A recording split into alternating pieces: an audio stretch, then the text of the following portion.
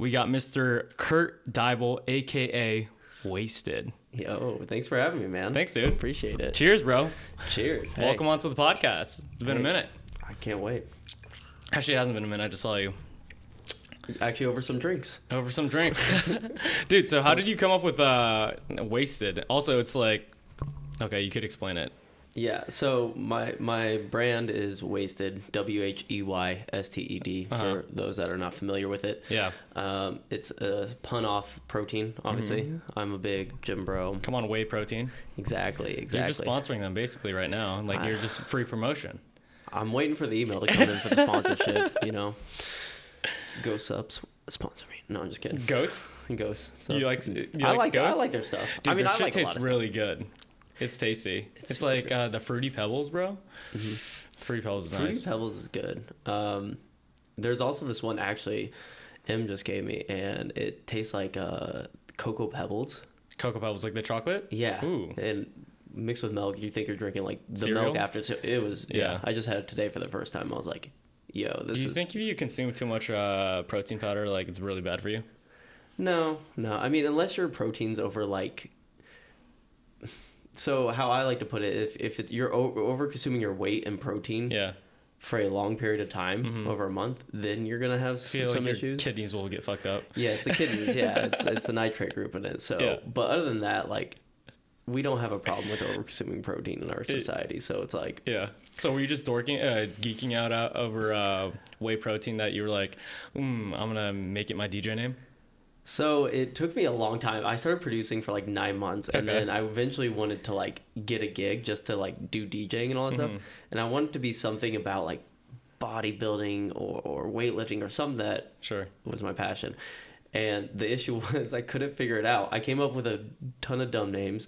It was like DJ Flex, Flexception, or something else. I actually have a poster. Honestly, Flexception isn't that bad. I had a poster that has Flexception because my first gig, they're like, "What's your name?" And I was like, I don't know. Yeah. So I came up with that real quick. Oh, right on the fly? Yeah, and I was like, that ain't it though. And then Flexception? Mm-hmm. And then I came up with this Wheysted at like STUD, and then the U was like a flex, like an arm flex emoji. Okay, and I like that. It's still a little too douchey. Yeah. And then eventually a buddy of mine was like, what about like Wheysted? And I was like, that's like it clicked, and I was like, that's the one. I was telling a friend right before we got on the podcast that I was like, yeah, it's a pretty like play on words name. It's pretty funny.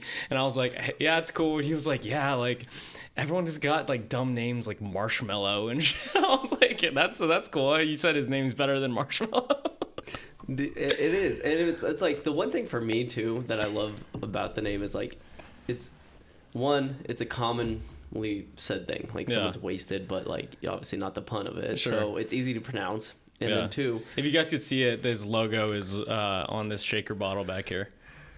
Yeah, let's get wasted. Let's get wasted. But we had, or not we, but I had what was the thing? The biggest thing about it was SEO. Ironically, not even think of it. There's no competition in my realm for my name. Spotify, nothing. Oh, there's just no name with WHEY. No. Okay. So SEO on Spotify, Google, all that stuff. Right there. There we go. So like Spotify and all that stuff, like it's just free real estate. Oh, that's what's up. up. And I didn't have to pay to like help market up my brand. Does it confuse you at all? For example, like it's fitness and then there's Wheysted, right? So they're opposites. You know? Yep. And so like I feel like I'm doing the same thing as like I'm a bartender, yet like I personal train people in the morning. It's like it's like there's the yin to the yang, and the, you know what I'm saying? Yeah. I think it's actually the opposite for me, like in the rave culture. Yeah. There's like obviously a lot of partying, a lot of drugs, a lot of unhealthy lifestyle. Yeah. But a lot of people enjoy the music as well, and I feel like that's my in. If we could say like my brand identity and like what would be like self-fulfilling for me in the scene would be to actually like somehow bring fitness education, nutrition education into the space. Like a cool idea I have, which you know, I'll be lucky maybe to do it one day, is if I play a festival, Yeah. maybe throw like a free 1 hour. When you play a festival. There you go. When I play a festival, yes. But getting the add-on part, that's the hard part. Is maybe they'll allow me to throw a 30-minute free nutrition or, you know, just class there. Yeah. People can do a meet and greet with me, but they can also learn like simple, just healthy habits. So when someone comes to a festival or a show, what do you call them? Yeah, shows, rave, it's all the raves. How many people over the percentage of the crowd do you think, or do you believe, or do you know, I don't know, is on drugs or intoxicated?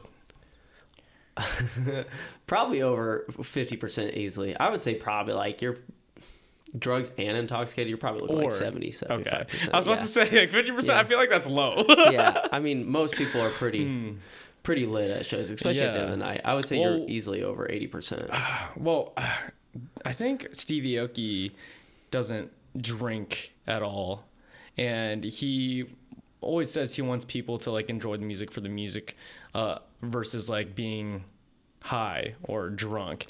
But I feel like a lot of people just don't do that. They just love that culture of alcohol, drugs, and this loud, amazing music that is beautiful yet a full-on experience because of just like being there. Yeah, it's definitely people. One, I think it's like a positive feedback loop where if you go to a rave or a show and you meet other friends, not trying to be negative, but a lot of people have an unhealthy lifestyle. Most people, right? Yeah, at least here that are doing this stuff often, shall I say? Now, there's the one-offs where people want to go to a show every now and again, get fucked up and have a good time, whatever. But the people that keep doing consistently doing it, exactly, it seems like it's just impounding. And I think that's where the biggest issue in the culture is. It's just like, not like they don't want to grow up, but like they want to be like not have like responsibilities or something. Sure. I don't know. It's a weird phenomenon I see in the scene. I feel like a lot of people who live for EDC, who live for Coachella, who live for these festivals, I feel like that it's such a high in their life type of deal, and they could run away from, I guess, life, run away from like problems, and like this experience is like a very big dopamine hit, and I don't know, they look forward to it every year, because I know people who religiously go to EDC, who religiously go to Coachella every single year. They're guaranteed going.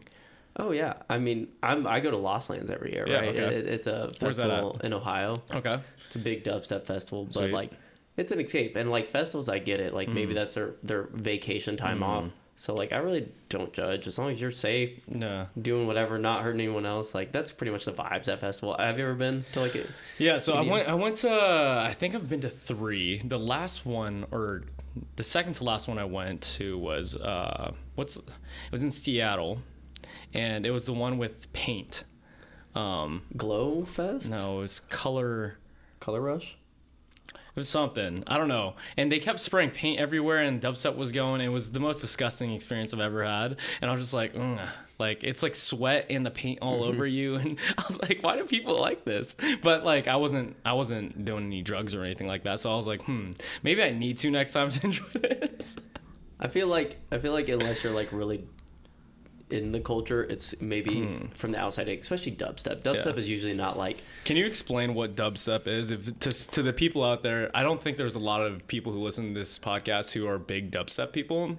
And so can you explain it to those individuals who have no clue what it is? Yeah, 100%. So we'll put dubstep in the category of EDM. Okay. EDM is a very broad category. Let's just say, like you say, like hip hop, right? There's so many styles of hip hop and rap and all that. It's like electric dance music, right? Exactly. Okay. Someone could be like, I like EDM, and then you have the house person, which let's think of like Vegas club, where it's like boots and cats and boots and cats. Like it's very upbeat, lively. Yeah. And dubstep is like a lot heavier, a lot more interesting sounds, angrier style music. So you could say you like EDM, but they're like very polar opposite. Sure. So dubstep, which is what I mainly produce, along with future bass, which is more melodic, sad boy vibes. But dubstep is definitely like the heaviest and like. So what was the second one? Future bass. Future bass. So they're totally different styles. Yeah. Or can you combine it into one song? You can. Yeah, absolutely. It's actually a pretty common crossover. For future bass, it's melodic. It's more like the breakup song, and then really gets and then it drops hard, right? And then well, no, you still have like the big melodic. It's like it's very beautiful, like drop. Yeah. But you can still throw dubstep in, and a common thing that people do is they'll do this whole intro build, beautiful drop, second build, and like it switches. And like out of nowhere, it's this heavy drop, and that goes. Yeah, I was listening to some of your stuff, and I was like, "Oh, this is so pretty," and then all of a sudden, it's like. Bah! and that's exactly it, and that has like the most shock and awe value. It gets the people that love the pretty music, and the dubstep lovers love a grimy drop. So it's a really not common, but a really meta thing to do right now, because it appeals to more listeners than just say one class or the other. So how did you get into just, I guess, like producing? Because you said casually, you were just like, oh yeah, like I just casually started producing for 9 months, and then I got a show. I was like, oh, okay. How do you just casually get into producing like these beats? So 2019, it was my birthday. So relatively recently. That's only like 4 years ago. Yeah, started producing like 4 years ago. I learned that you actually didn't have to go to school to be a producer, which I totally thought you had to go through like this whole music school, and that's expensive, and I wasn't gonna do that. And then I watched a few YouTube videos and figured out like, oh, you can just like download this software. Yeah. And you can just like mess around. And then I got like super hyper focused into that. And I feel like a lot of people with anything, not just like music, like you just said, is they think there's like a huge barrier to entry, like school, or you have to get something or do something, when all you got to do is try. That's literally it. Like, and mess around, play, be a kid. That's literally it. You get to explore. And it is... Starting your producing journey is one of the most frustrating things you can do, because you have no idea. You're opening up a software that looks like Excel to an 8-year-old. Like, you're like, what am I doing? It's intimidating for sure. I feel like a lot of people just get to the point where they download the software or download Photoshop or download whatever they're trying to learn, and they look at it. They're like, yeah, tomorrow. And they look at it again. They're like, yeah, tomorrow. And they keep prolonging it off. Yeah, and that happens with like producing as well. I call it like producer anxiety. I don't know the exact term. Okay. But like when you feel like a task is like too big for you, right? You're just like, I don't know if I can do this. I'll push it off tomorrow. Tomorrow I'll focus on it. Yeah. Next day. And then you run into, what did I do this week, you know? Yeah. And it can definitely be intimidating, but it's like you said, just be a kid. Have fun. Like when you're opening your DAW, which is the software you use, digital audio DAW, D-A-W, digital audio workspace. Okay. So all you really need to get into it is a computer that runs decent. You don't need super powerful, but you probably have something better than like something from like 2015 or something. Sure. Because it does. The biggest thing is like it does take quite a bit of CPU to run. Yeah. And then you get your. Kurt said, "Don't be using that old shit, guys." You can. You're just. Well, also computers and everything like that are extremely cheaper than they were back when like there was only a couple computers out there. And a lot of people say like, oh yeah, like a laptop's so expensive, X, Y, and Z, you know, and objectively they're not. Is that mine? I don't know. Oh no, it's mine. Sorry. All good. Kurt's out here just like M's calling FaceTime me. You should have answered. I said, can I call you later? Emily's just wants to be on the podcast. Yeah. So co-star. What were you talking about? Computers. Oh, the computers. Yeah. So for people to get started, just like get a computer and just like mess around with DAWs. Yeah. So and there's free ones too. Like no one probably knows this stuff, but there's a thing called like FL where you can get the initial software for free. Yeah. And that's a good way to just even see if maybe it entertains, you know, what you think it is realistically. Because a lot of people think like, oh, you just jump in, you make some music, it's fun. And it's way more nerdy and technical than you'll ever think. I've learned way more than I ever thought was even possible on producing. And I'm still like a beginner stage. Yeah. And it's just... So when you, what made you, in your opinion, or in your mind, like dive in and just like learn as much as you can in those like 9 months and you landed something to like play at? Just wanting to see if I really wanted to do it. Yeah, because I would sit in the crowd every time, you know, I would start getting the raves in like 2015. And it was just like, I really enjoy it. And like, it was really fun for me. Dopamine was going crazy. And I was what did you like about like being someone who experiences raves, who goes to raves and all that stuff? Like what do you like about the experience? At first, I think it was just how, like, for me, I never went to a festival before, and you get there and there's these massive stages, these massive speakers that you're feeling the bass through you. At this time, like, I was starting to get more into dubstep, but like I wasn't fully committed because like it wasn't really the wave yet, so I wasn't sure.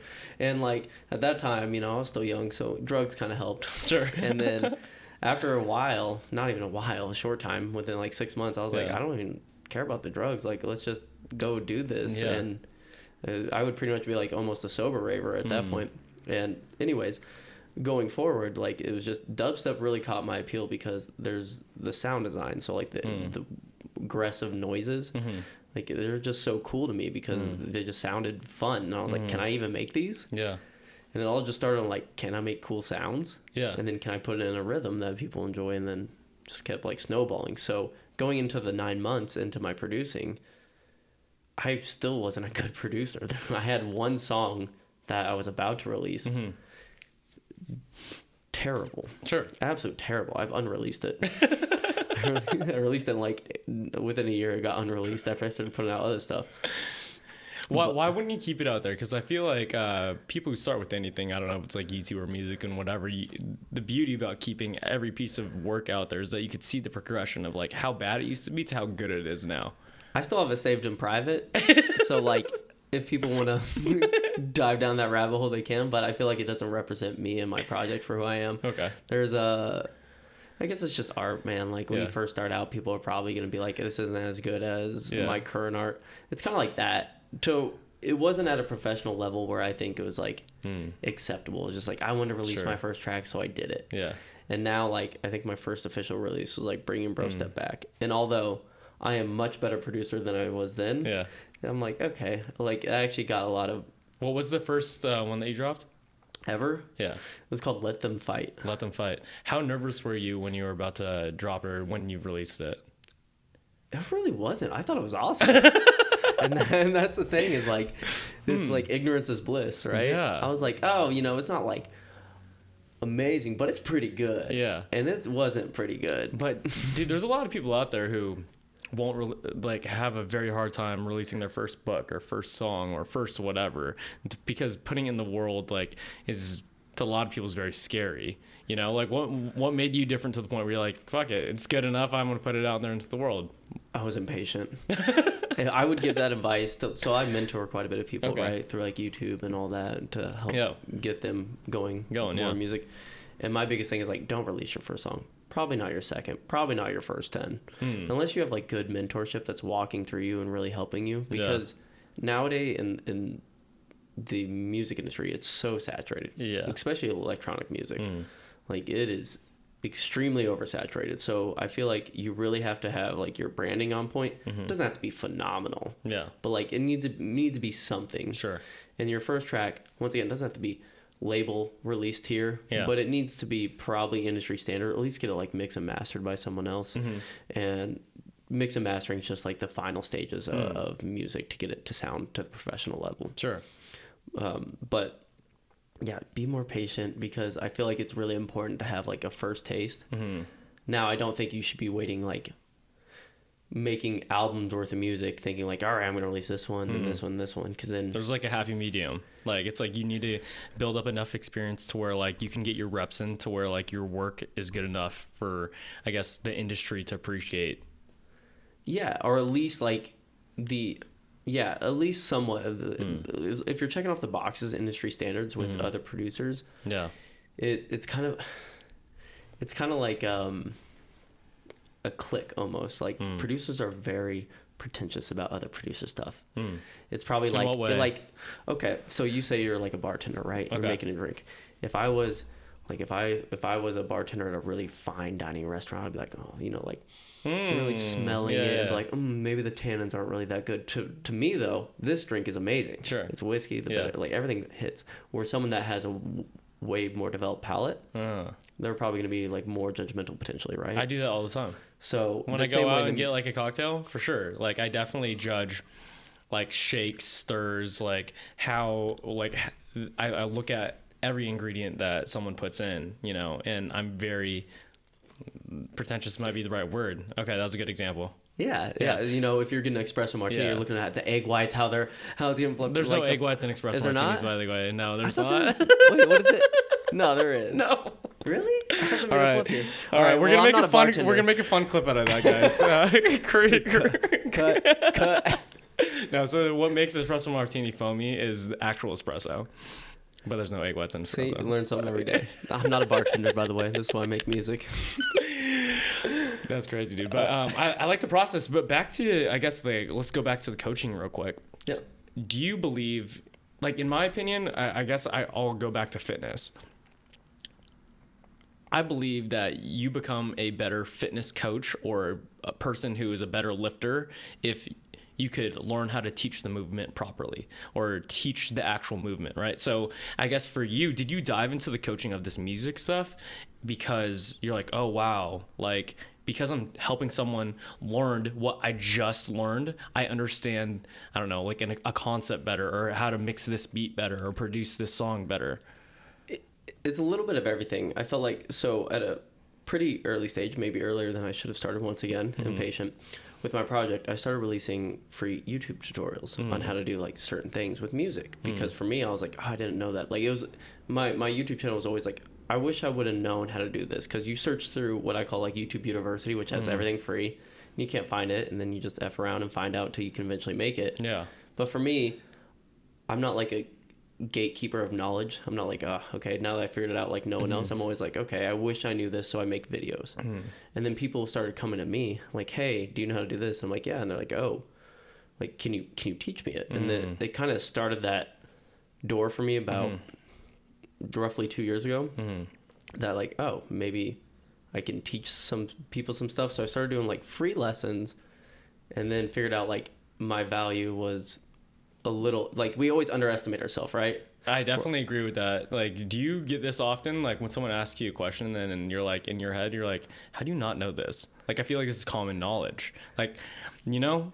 Yeah, there's some things for sure. In producing, there's like some things I'm like, this I feel like should be known, but at the same time, it's like, I always tell my students, when we're doing our one-on-ones, there's no dumb question. You can ask what you think is the dumbest question, but I guarantee I've thought of it 10 times when I was learning, and someone maybe I reached out to someone and they told me it, and it could have been. But it's such a normal. It's so, I guess, like, so not necessarily easy, but so second nature to you now that, like, I don't know. For example, like a squat. When someone asks me, like, how do you squat? And I'm just like, how do you not know how to squat? But then I was like, when I was learning how to squat, I thought about it really, really, really, really hard. Yeah. You know, but it's just, for some reason, you just, because you've done it for so long, that it's just second nature to you, that it's kind of hard to relate to someone who doesn't know how to do it, because you're not there anymore. You're not in that part of that learning stage of that certain skill. Exactly. Yeah. No, I think that's 100% true. So when people ask me sometimes to do that stuff, I'm like, it's pretty simple. Like, you sure you want to like pay me to do this? And then, you know, they get the feedback afterwards. They loved it. They learned so much. And it's like, okay, like, it is helping people and all that stuff. And it's self-fulfilling in that realm as well. Like, giving back, as you know, as a fellow coach. Yeah, dude, I feel like I think I would do most of the coaching stuff for free, just because of the way it makes you feel. Like, I feel like that's one of the best feelings in the world, helping other people do what they want to do. Or, you know, because like, you went through that learning phase, and like, I don't know, for me, I've definitely asked other people for help, and then they're kind enough or gracious enough to be like, oh yeah, I'll show you something. And then you get really good at it, and you're like, wow. And they probably felt really good about it too, you know? So like, do you get that feeling from coaching these people? Absolutely. I do, because, and I have people that way back when, say like 2 years ago, like, I'll coach them on and off or help them, and just seeing how much they've improved, you can hear it in their music and all that stuff. They're sticking with it. They're sticking to the plan, just like, you know, weight training. Yeah. You know, people are hitting new maxes, cutting more fat off, and you're like really proud of them. Like, it's a very like self-fulfilling moment for me. And I was blessed enough when I first started making music that one of my friends actually met this person off Tinder who was a legendary producer.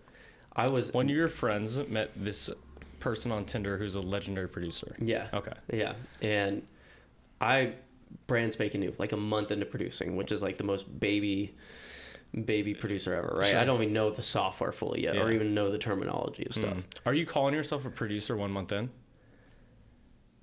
No. Okay. No, I would play around in Ableton, which is my DAW. I didn't call myself a producer. I didn't officially. I would say like, oh, I'll produce tonight, but I wouldn't refer to myself as a producer. Yeah. Until I kind of had like the brain. But isn't that necessarily what you're doing though? Because like I have a hard time identifying, like, for the longest time. I think it wasn't until episode like 75 of the podcast I was like, oh yeah, like I'm a podcaster, because like I don't know, for some reason you're like, oh, I haven't proved myself or done this like enough to call myself that, but objectively that's what you do, therefore that's what you are. Yes, 100%. You know, and I think it's because probably like you, like to me, being a producer, or like let's say a successful producer, or like a podcaster, a successful podcaster, it holds a lot of weight on the name, right? To say like a podcaster or YouTube, you normally think of like success with it, right? Yeah, sure. So for me, it's like we hold that level, I'm assuming, probably, and that's why we wait. Like bodybuilding, right? I always call myself, I'm like a retired bodybuilder. Like I still lift, but I'm nowhere near like what I used to do back in the day. So I'm always like, I'm a washed up bodybuilder. Kurt's hiding the guns right now, guys. He'll flex for you later. But yeah, I think it's probably because we carry so much weight with the name. I don't know, because I feel like it could be that, but I also have this feeling of when someone who is 1 month into producing and they go around saying like, oh yeah, I'm a producer, it kind of makes me cringe. Oh, but yeah, for sure. Objectively, that's what they are doing, so why is it making me cringe? That's a great question. I don't know. Maybe it's the ego that comes with it. Maybe. Because they're like, oh, I'm a producer. Because if you're not a producer, it's like, I'm better than you. But like, it's like at the end of the day, like, bro, you can't even make a beat. You know what I'm saying? Like, they're trying to figure it out. And it takes a long time. I think the 10,000 hour rule applies more to producing than any other thing I've ever committed to in my life. It's been one of the hardest commitments, way more than bodybuilding. Yeah. Just how so? It's so technical. It's like it's like an oxymoron. It's simple. It's music. Yeah. But the technicality that goes into music and everything to really make everything work perfect. Like you hear a sound, right? You're like, oh, that's a cool sound. You don't realize that's maybe like 10 to 20 sounds layered on top of each other, mixed in a certain way, pan, stereo, mono. It's compressed together. Now it's getting sent to a pre-master and then finally getting gain stage and all this stuff. And you guys don't have to know any of that terminology. That's nerd stuff as it goes along. Kurt's flexing right now. He's flexing his music knowledge. Oh, we can get way nerdier. Don't worry. But it's kind of like you think you learn one thing. Like say I learned one of those words I just said. I'm like, oh, I know stuff. And it's like, oh yeah, do you know like the other 8 things that go into that? And you're like, huh? Like, wait, what? There's more to this? Sure. Like it's the little mountain steps, I feel like. And each one feels like sometimes monumental. You're like, it's the breakthrough. I'm about to be the best. Like this is the one thing I was missing. I'm about to go off. And then you learn like, I got so much more to learn. Do you think all of that is necessary to being a good DJ and producer? No. Okay. No. I think there's tons of different styles of people that are not really musically trained. I'm not. If you ask me what's an F minor scale, couldn't tell you. I can play it. Don't know the notes. Like I can figure it out. But like I don't know it. Or you're like, oh, what's in this chord? I don't know, but I can tell you. Like I can make good chords in that. Sure. I can listen to it, but I don't know it. And there's those types of producers, and at the same time there'll be like someone that's like, oh yeah, I know like F minor sus7 and all this stuff, and you're like, oh, well, that's cool. Music's such a, I guess, like weird genre in the sense that there's like, you could be classically trained, right? You could go to music school and like learn all the scales and learn all the pitches and like know sound by ear. And then there's someone out here who just looks at a piano or looks at this keyboard or whatever, and they just play, you know, and it's amazing. You know, and I'm just like, I took piano lessons and guitar lessons and stuff for like 5-6 years, and then like, oh yeah, I could do this shit, and then some guy comes over here and just plays. He's just playing, and I'm just like, that's unfair, bro. You know, I tried so hard to learn. Well, for example, for you too, like you know all these terminologies, and you probably know more than most DJs and producers on just like everything about a certain, I don't know, like technology, all like that. But someone could just mess around with it, and they're like, I have no clue what I'm doing, but they're making this insane song. Oh, exactly. And I always tell people, like, I like the nerdy side of it. I like understanding like the in and outs of it. But like for some people, I'm like, you don't need to understand. You need to feel the music. Yeah. You'll know if it's good or not. What do you mean feel the music? Like, you know, you can feel if like the melody's good. Yeah. If it sounds boring, like if you're comparing it to another track, like you can just feel if the groove's there or if you feel like it's flowing. You don't need me to be technical for that not to work. Yeah. I feel like that's subjective though, because like someone could say they're feeling this beat or liking the song, but someone else could hate it. That's the greatest thing about art. It's subjective. Yeah. You think anyone that likes house likes dubstep? Very rarely. Dubstep is not for the faint of heart at first. Yeah. What does music do for you? It just makes me happy. It gives me the release, especially like at the festivals or like when I play shows. Like it's just. What was the feeling when your first show that you played? Terrified. I never played on the software. They were like CDJ 2000s, which are industry standard now. Easy breezy cover roll, but then didn't really know how to work them that well. So I was very focused, and some of my tracks were exported in the wrong code. Okay. That I didn't know it wouldn't work. So some of my set I had to do more live than I wanted to for my first set ever that I was trying to impress a club that I wanted to come back and DJ at. And it actually ended up turning out well. That's awesome. In its own cluster. It was a clusterfuck, guys. Face in the decks just trying to like figure it out, but it worked out. But I was terrified. But at the same time, it's like it gets your adrenaline going. Like I guess that's what it is. It's such a rush when you're on stage. I bet, dude. It seems like you played a couple of really big crowds, and like a lot of people are just focusing on you in that one moment, you know? Yeah. And I think for me, so especially like you said, like LA Exchange, right? I got to play a sold out show there. Yeah. And opened up and it was packed out like in 45 minutes. And I remember before I've played so many shows. Yeah. Like I'm not worried about decks, but I was checking my heart rate on my monitor. It was like 130. I wasn't even playing yet. I was just like I was just like nervous, like before a big game, you know. Yeah. And then as soon as I hit play on the first track, like it mellowed out. Yeah. But then you get to see like the crowd interacting, especially with your music. There's no better feeling than when you drop a song and the crowd reaction goes like crazy. I think that's like the highest high you can probably have in this field for me. Well, I think that's not necessarily in this field, dude. Like you have this idea, you have this piece of work, and I don't know, for example, an art piece, any type of art piece. You had an idea, you put it on paper, you made it into a reality for other people to enjoy. Now they're enjoying it, and you're like, wow, that was just in my head. Yeah. And now it's a reality. And this is weird. And it's such a good feeling because other people are experiencing this idea that I had in my head, but it's now real in real life. Yeah, and I think that's exactly spot on. It just gives you like the highest high, and you're like, this could have like never been made. Never come out of your brain. I created it. Yeah. And it's just full circle, and you get to enjoy it with them. Yeah. Which is why I think when you play shows, you feel at such a high. And then what I call like the post-show depression, usually not after, but usually like a day or two after events is like, you're just like, I don't know. For me, I just like crash because it's like, that was so, I feel like you're like depressive? A little really? bit. I mean, not necessarily sad depressive, but it's just like, I feel more like just slump in general, like my attitude. Like I'm still like upbeat because I'm a pretty positive person, but like for me it's just like something just doesn't feel the same, which I call like the post show. It always happens after my shows. That makes sense though. I mean, like that's kind of with anything in life. If anything really good happens to you, like it's not going to be better the next day, right? Yeah. I don't know, like it probably won't. Like if it's like a really high point in your life, it's gonna be down tomorrow, dude. You're right. Like I said, I was just in San Diego for that other show. Yeah. And my homie, which I've never said that to, like we were supposed to work on we had a couple collabs. We were supposed to work on them next day. He ended up having to do some family stuff, but he's like, dude, I'm having like some post-show depression. Like, do you know what this is? And I was like, yeah, I actually do know exactly what this is. I was like, it's natural.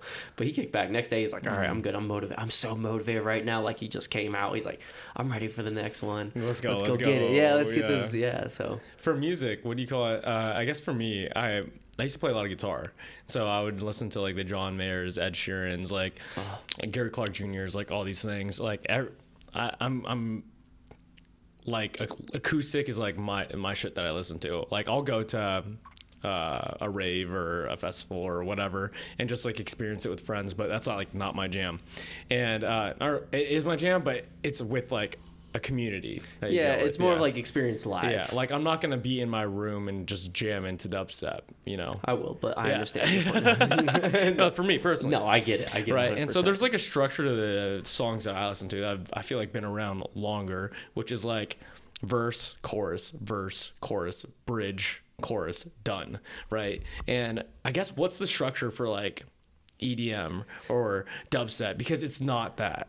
Yeah. It's not, but at the same time, it is so structured because you have, especially in dubstep, like there's multiple things you have to think about. Yeah. Is normally a lot of times stuff's getting double dropped, which is where you're playing 2 tracks at the same time during the drop, which is just really loud, really more aggressive. Sure. So there is structure to it. Usually it's like some sort of intro. Usually everything's in 8 bars. Okay. Or 16. Yeah. I feel like that's like with anything dance, anything musical, it's like 8 counts, 16 It used counts, to be 32 back in the day, like Skrillex coming out 2013 dubstep, but America has a really short attention span, so a lot of people went away from that. It's true, like if you see people play 32 bar drops today, like halfway through, crowd's like burnt, and it's only an American thing.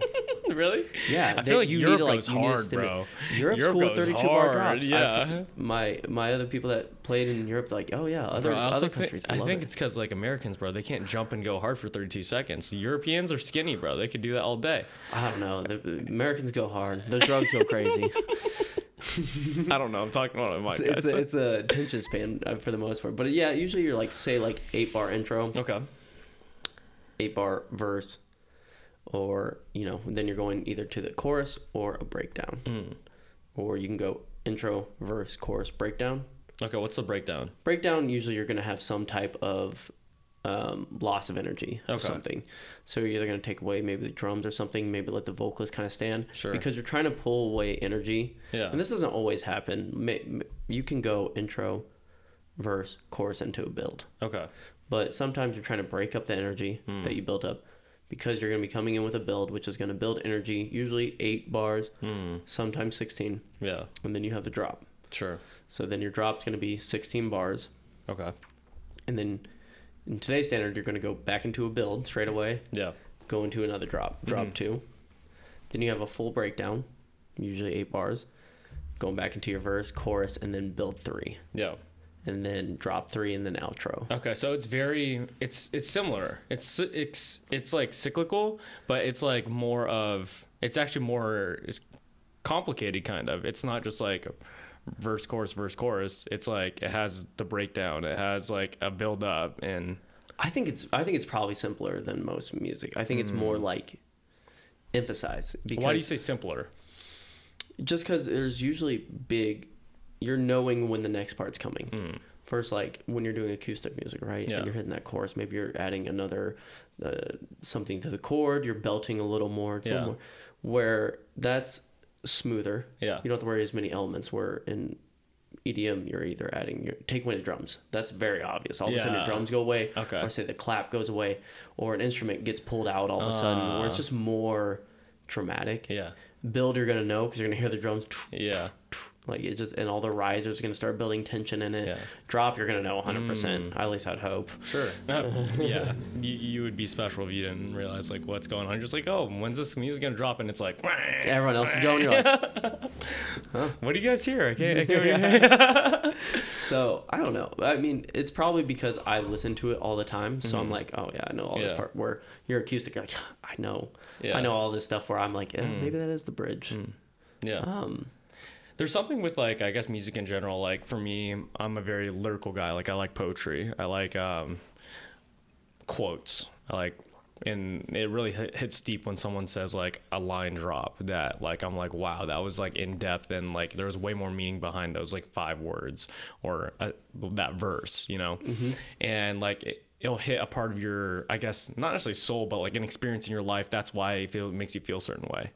Oh, that makes sense. 100%. Versus like dubstep or EDM, it's more of like sound energy, you know, which is like real. I don't know the science about it too much, but I've had like friends who do sound healing, and vibrations have like energy to it. Like you could see water vibrate, you know, by sounds, and like there's different ripples, and it does that to your soul or your human, because like you're made out of cells and water and all these things. So like it's making you feel a certain way, you know. Do you know anything about like that at all, like in terms of like what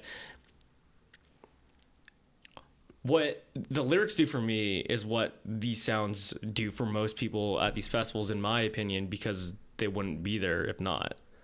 I think when you're saying like the poetry and all that, I think that's the reference, like future bass side of what I produce. It's very lyrically driven. It's very, the lyrics carry a lot of emotion, a lot of saying. That's why I call like the sad boy stuff, because it really kind of gets you. You're like, oh, okay. Yeah. But the sounds, it depends. It just, I know what you're talking about with healing, and there's a thing about 440 hertz that they. What's that? It's just like a healing sound wave potentially. Like 444 hertz is like the potential healing sound wave in your brain or something.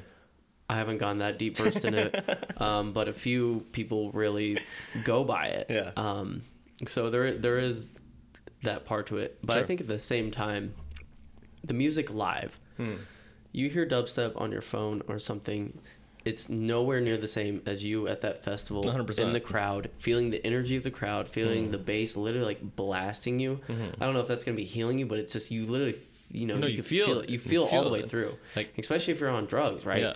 Like, you know, Molly, that just emphasized, like, you feel like you're melting inside in a good way, and everything's like euphoric, right? Yeah. So I think that's creating its own positive feedback loop. The community is really strong at these festivals too. So like people love being around other people that really enjoy this stuff. So and they're all coming together over this style of music. And I think at the end of the day, it's just a stylistic choice for me. I really like the sounds, I really like the rhythm, and I really just like the fun of how high energy it is. You can just let go and have a good time. It reminds me of like heavy metal, right? Like screamo, some people are like, I don't know how you listen to that, and other people just rocking out in the pits, you know, like dubstep, there's pits. People give not as violent as hard. There's a little more respect in those pits, but you're shoving, like, it's in good faith and good fun. Yeah, but I think it's just the release. I feel like there's like a fine line there. So I went to, do you know what Sum 41 is? Who Sum 41 is? I'm in too deep and I'm trying to keep. Yeah, so I went to Sum 41 concert. They're pretty old now. And it was probably like 7 years ago. And it was my first mosh pit experience. Like, I'm telling you, like, it was mad. Like, it was mad. People are like pushing, like, people like across. It's probably like a 30-foot mosh pit. Like, people are across this and that. This tiny little girl, I felt so bad, got an elbow to the nose, right? So, and then she looks up, she's like, I'm okay. Her nose is like 90 degrees this way and blood's all over the place. And I was like, I don't know if I could hang with these people, bro. I was like, yeah, it's wild. I don't think I could do a metal pit. For the most part, like, dubstep pits are just shoving, and there's a big rule, I think, in every mosh pit. But if someone falls... What rules, bro? There's no rules. There is one rule. There is one rule. Okay. If someone falls, you pick them up. Like, if someone gets, like, laid out, right? Like, it's like, hold up, rip them up, they're good. Okay. All right, resume. All right, I definitely fell at this one mosh pit, and I got some guy helped me up. Like, they'll yoink you up. Yeah, like, they don't, because no one until you get stamped on. Yeah. And then, like, if there is someone over aggressive, usually at a dubstep show, usually they're like coked out or drugged out of their mind, and you know, we call them a Brad and Chad, you know, because they're like like, I'm the macho of the pit. I have a buddy whose name's Chad, and I always say Chad reference like that. No offense to that, Chad. What do you call it? Where do you think? Do you know where mosh pits came from? I have zero idea. Oh, we don't have to look that up after. No, I assume rock. Rock? Yeah, probably rock. I don't know, dude. It's crazy to see like the history of just music, because like in our lifetimes when hip hop became big, and now it's like one of the biggest genres, right? Yeah. And then like EDM wasn't here like 20 years ago, 30 years now ago. It's charting as and the now most it's grossing. charting, you know? Like Martin Garrix, Avicii, Rest in peace. yeah, R.I.P. Like they were like kind of the front runners to like this stage of music that is now like, dude, these festivals are huge. It's crazy. I literally, before I came over here, was looking at like my Snap memories or whatever, and it was like a festival I was at in like 2017. Yeah. And just seeing that, whereas 2022, it's crazy. The level of production that's upgraded, the visuals. Yeah. Like, well, my friends were just at EDC and they're like, yo, like it was the experience. And he wasn't on any drugs. He's like, bro, I felt high. Like of how crazy it looked. Like the technology for just like stage presence is insane. it's absolutely insane. If no one knows about EDC, not only do they have insane visuals, lasers, light show, fireworks, they also have drones that coordinate and do visuals in the sky on top of the visuals that are happening. That's insane. It's wild. It's a next level of production and like engagement for the crowd. You're just so drawn in. For DJing, I feel like there's a lot of, I don't know if it's like hate, but they're like, are they actually playing something? Like, are there some people, are there some people who actually like don't play anything? So what they're referring to is pre-recorded sets. I have never seen it in person. I have seen the videos of it, and usually there's a few. It's none of the actual top producers or DJs. It's one, what I like to call like an industry plant, someone that has a name that wanted to get in DJing because they can milk the money, doesn't know how to do it. Usually they'll have a pre-recorded set, which is just means like someone did it on the back end, or they could do it on the back end. They could do it as well. Record it onto the USB, which you plug in. Yeah. And then you have one deck going the whole time, and you can fake the rest. So what are you actually doing when you plug in your USB? Like what you have your pre-recorded stuff, obviously, but then what are you doing live? So yeah, what I'm doing live is DJing. I don't do I don't make anything, right? So besides like creating the event. So when I play, my thing is I have 4 decks. So I can play decks 4 are what? Things that can play music. Okay. So the thing you could spin, disc jockey, DJ thing. Sure. I have 4 of those. Okay. And then I have a mixer in the middle that controls volume for all 4. Okay. So if I played all 4 and ran them all up, you would hear all 4 decks at the same time. Okay. Probably sound like ass. Yeah. It would probably sound like ass. So with me on like bigger shows, I don't have a pre-recorded set, but I have a planned set where I know where I've like gone through and I've practiced what's going to work and what's going to not work. Yeah. I have, I've ran through it because I don't want to DJ something live and mess up if it's going to be a big curated event. Sure. So I practice that.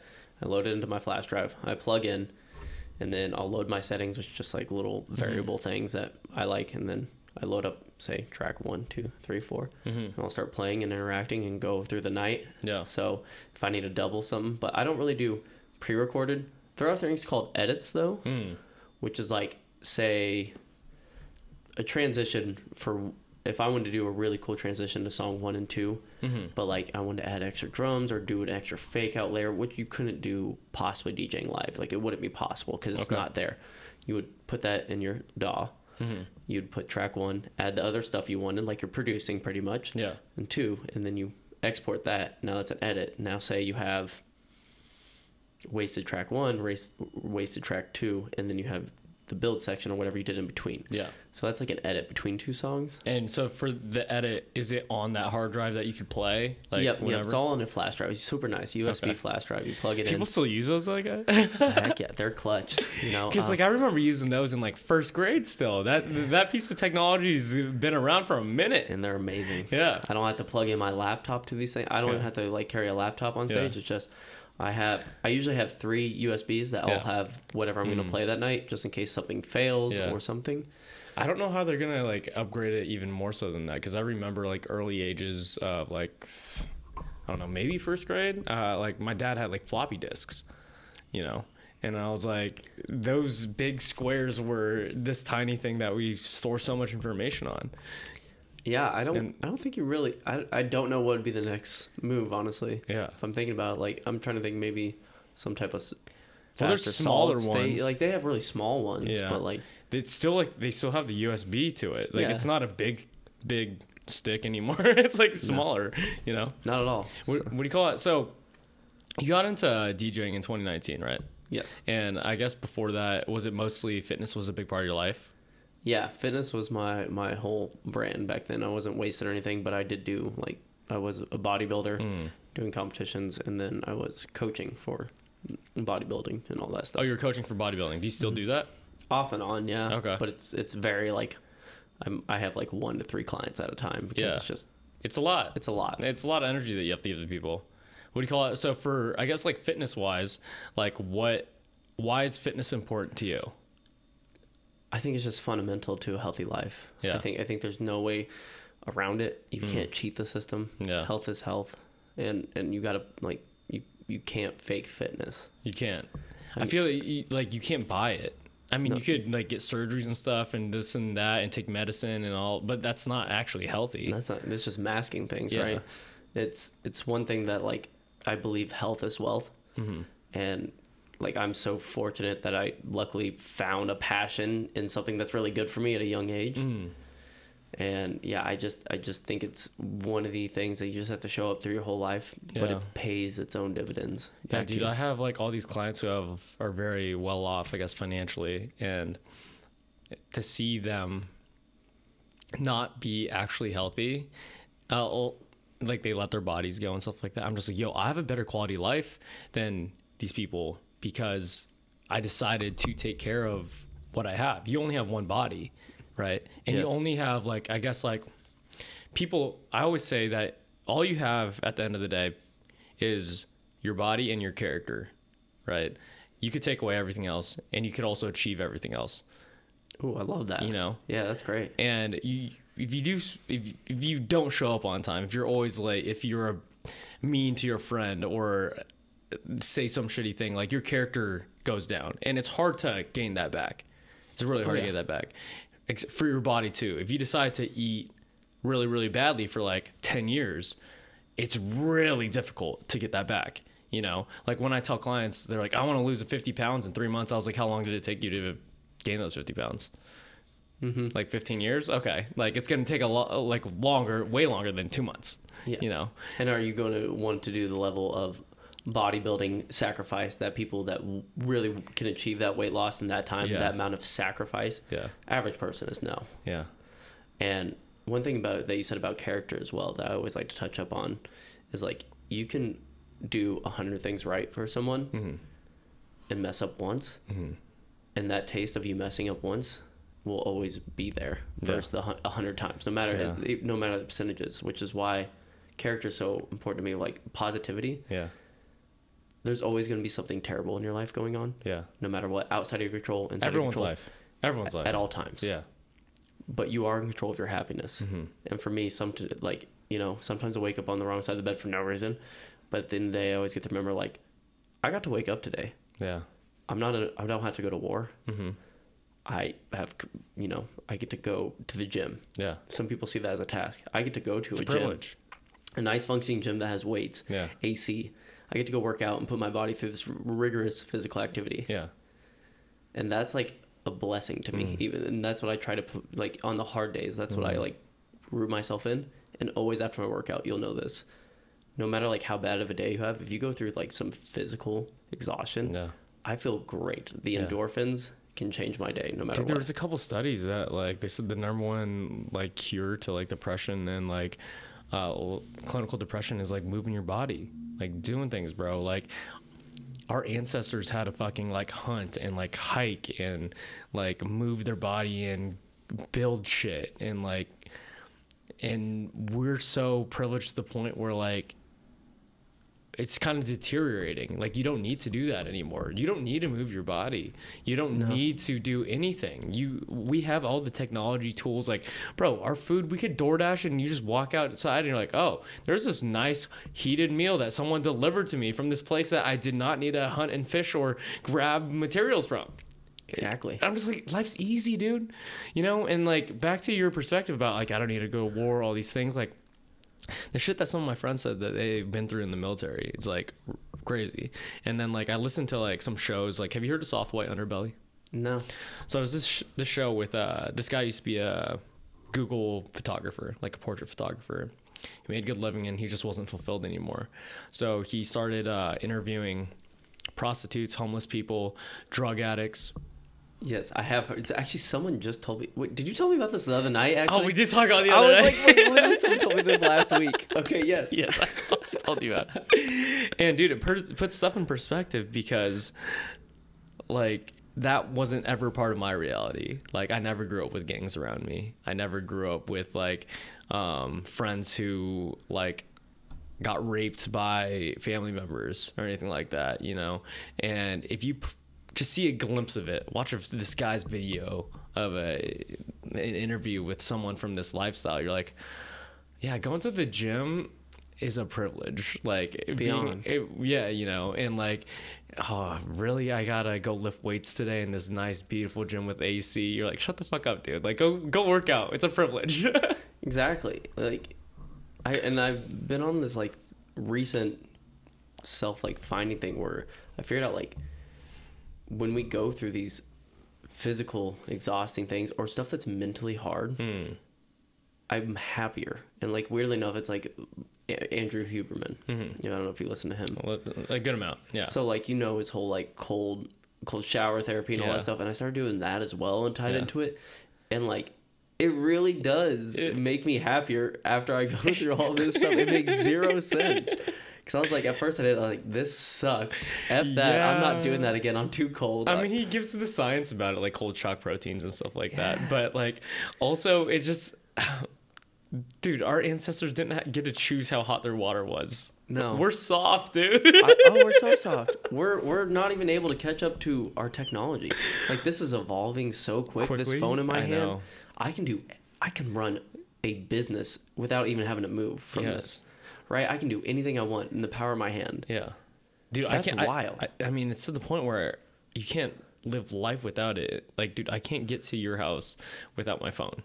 No, I don't know directions. I don't know the city. I don't know your number off the top of my head. I need my phone too. Like, I know. We're so dependent on it, and yet it's our scary. evolution. It's so scary, dude. Because like, imagine like one day. I mean, I think I was driving in LA, and my phone died, and I didn't have a charger in my car. Right, and I was pretty far out. And I went the wrong direction for like an hour and a half until I pulled over. I was like, wow, I'm so incompetent right now. This is so sad. Like, I am the stupidest motherfucker. Like, I drove an hour and a half in the wrong direction, bro. To be fair, though, LA is terrible. There's signs for driving anywhere. Good luck. Like, half the time, like, I'm in the right, like, oh. Yeah. It's like the or whatever the commercial was, like, turn left. Yeah. It's just like, it was labeled over here. It's ridiculous. What do you call it for, I guess, what similarities or what have you learned from fitness that is parallel to what you're doing as a DJ? I actually really like this question. So, first off, I feel you didn't like the other questions, guys? Kurt didn't like other all questions. the questions. I like mentally stimulating questions. Okay. Because I like deep things. But I think the biggest thing is that one thing is consistency. Consistency is king in fitness, health and fitness. You're not going to get results if you're going to show up once a week to work out. Yeah. Same thing with producing. Like, you need to set a time and schedule, or else you're not going to progress. Especially in such a saturated market. Yeah. I mean, you know, art is art, but at the end of the day, I'm still competing for attention. Yeah. Because I want people to listen to my music so I can play more shows at the end of the day, right? Like, that's the goal. So I need to make sure I'm sharpening my craft, which means consistency in showing up, producing. It means showing up, trying to learn stuff. It's ever evolving every day. Yeah. Dubstep 2 years ago, if you made like the banger from 2 years ago, it's washed. Yeah. It evolved. Dubstep moves very quickly. Very quick. Yeah. So you have to learn and keep up to it, which reminds me of kind of like bodybuilding. Like, you need to read. Like, for me at the time when I was going through school and all that and getting my nutrition minor, and I was the bodybuilding nerd, it's like you had to keep up on the studies because new stuff was coming out. You had to show up in the gym, make sure you're eating a good, well-balanced meal. Producing or bodybuilding, or in general life, eat a good, balanced diet. Like, get everything. Just your nutrients are so important. Dude, eating bullshit makes you feel bad. Like, I love it. You love it when it goes down like that. What's it? I don't know if food porn's the right word. Like, mouthgasms or like I've never heard that. It's like, dude, when you eat ice cream or like this pizza, you're like, wow, this tastes so good. I feel so good. And then like 5 minutes later, you feel like a piece of shit. Yeah, I think it's all about balance. I have a pretty good diet. I meal prep, right? Yeah. I still eat. Oh, if you guys haven't seen Kurt's meal prep, like go follow him on Instagram, Wheysted_music, and he will show you some good meal prep, guys. Your steaks look fire, bro. Thank you. I take pride. That's like the one thing I feel like I could do good in. I make a mean steak. But at the same time, I eat out. I'm not gonna say a lot because I don't eat out a lot, but I still eat a decent amount. Like I'll go to In-N-Out and get a double. Yeah. Like I'm not gonna be like, oh, that's it. Okay, usually I get 2 double-doubles. Okay, there we go. And then if I'm really splurging, I'll get a milkshake. Like it's, I'm not the healthiest. Like that's a 1,300 calorie meal, easy. Yeah. But you also probably burn a lot of calories working out. That's the thing, right? Yeah.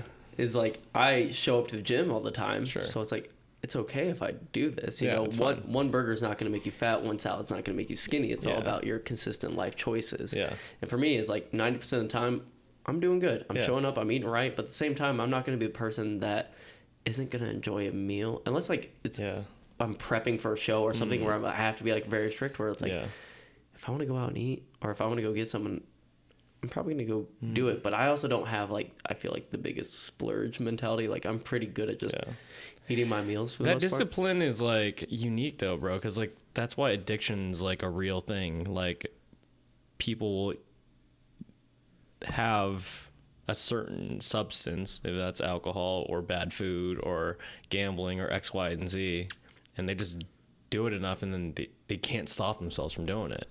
Like that's food disorders, you know. I just had this girl on who is a director of this in-person like eating disorder clinic where they literally house people to fix their disorders. And the stories that she was telling me, I was like, that's crazy. Because like for you and me, you're like, we could have an In-N-Out burger, we'd be fine with it. Someone has an In-N-Out burger with french fries, milkshake, all this stuff, and then they just keep ordering it, keep eating it, and then they're like, oh, I'm gonna get fat, so I'm gonna make myself throw up. That's so hard on your esophagus too. Like I took a few classes and like eating disorders and bulimia is by far the roughest one because it knocks you off so many lists. For bulimic people, I don't know, but like it hurts your heart. And then it takes you off the heart transplant list. So it's like, oh, I didn't know that. It does. Really? If you're diagnosed with it. So it's like in its own way like a ticking time bomb. And it's just like it's so hard, and I'm blessed that I don't have that. Like I've never had an eating disorder. I do have an addictive personality disorder, and luckily, for the most part, that's the good things. It's working out towards consistency. Working out. I got hyper focused on producing. And I still like, you know, I'm not perfect. I go through splurges of video games. Sometimes when a new game comes out, I'm like, oh, I'll just play a few hours. I will grind that thing in 3 days. That's impressive. And I will be dead tired, and I'm like, oh, okay, we're good. Back to my normal life. Like it goes through that, but video games are a funky thing. Like I think all I play is like Mario Kart nowadays, but like good, man. How is it? It's good. Mario Kart's fun. A lot of people were telling me to get Zelda on the Switch, and so I'm probably gonna get that tried out. But I'd like to use the analogy of like treating life like a video game, because you're at a certain level right now, and all you have to do is develop the skills and like map out the right way to get to that next level in your life, you know. And that's why I feel like video games can teach a lot of people lessons, right?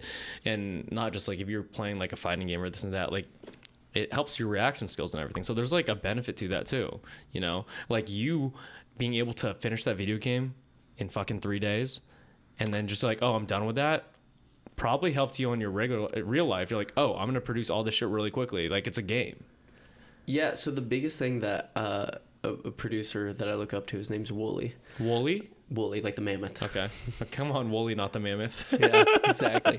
He said this one thing where it's like, you know, if you look at like, so anything you want to get really into and focus, it's like if you look at it, for me as a game addict, it was like if you think of it as a game and you put your brain through the reward sensor where it's like, okay, in games you're trying to level up, you're trying to get better gear, you're trying to progress, right? It's all about progression. So how can you apply that to your current field? So with like music, it's like, you know, sometimes you're writing the chords to start out a song, trying to figure out, not that fun. Think of it as a tutorial, right? And then you start putting in different sounds. You start putting in different piano, orchestral. Okay, it starts filling out. Okay, you're starting to get the feel of it. You know, you're starting to get the bass stats.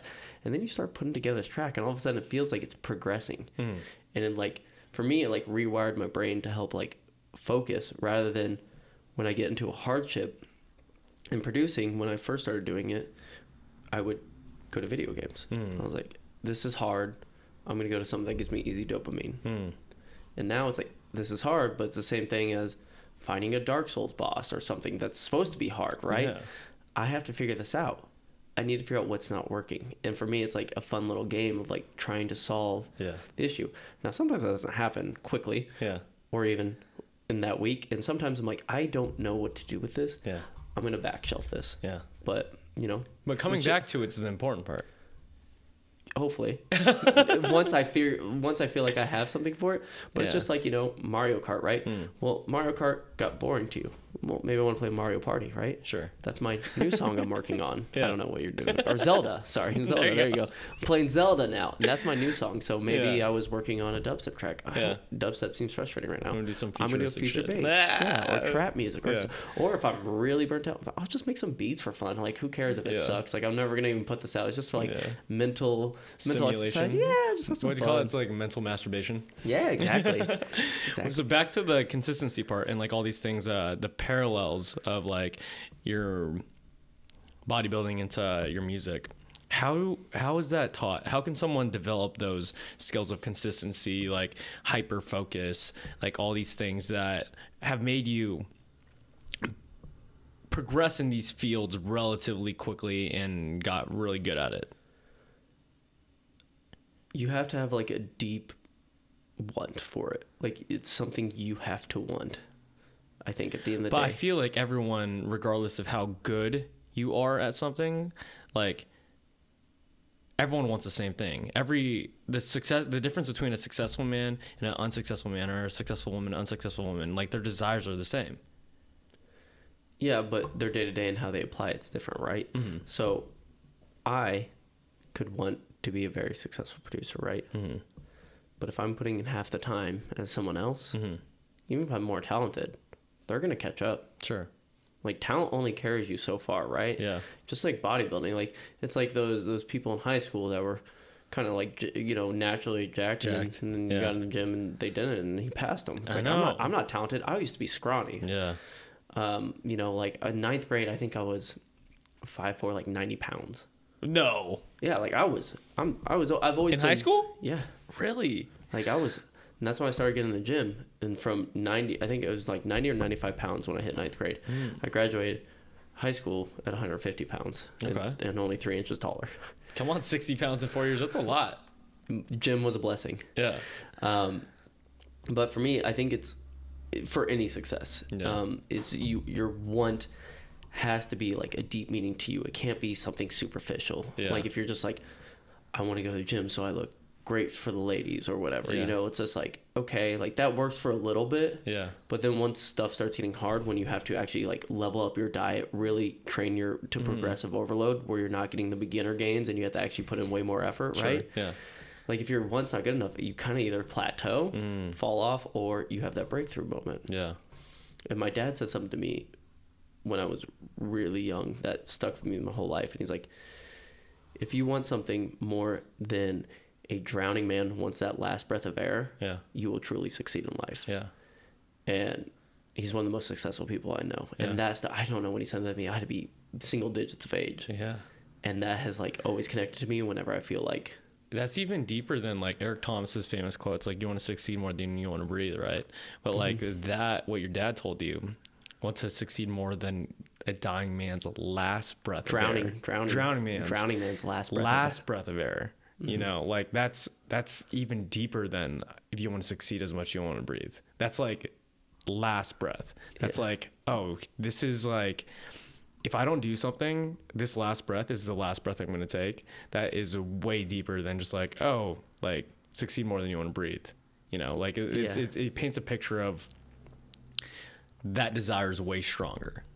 And, you know? and 100%. And for some reason, that's like a core memory for a good reason, I think. Sure. But it really just hits me like you really have to have something that means something to the core of you. And for me, like with fitness, it's like, I want to be healthy.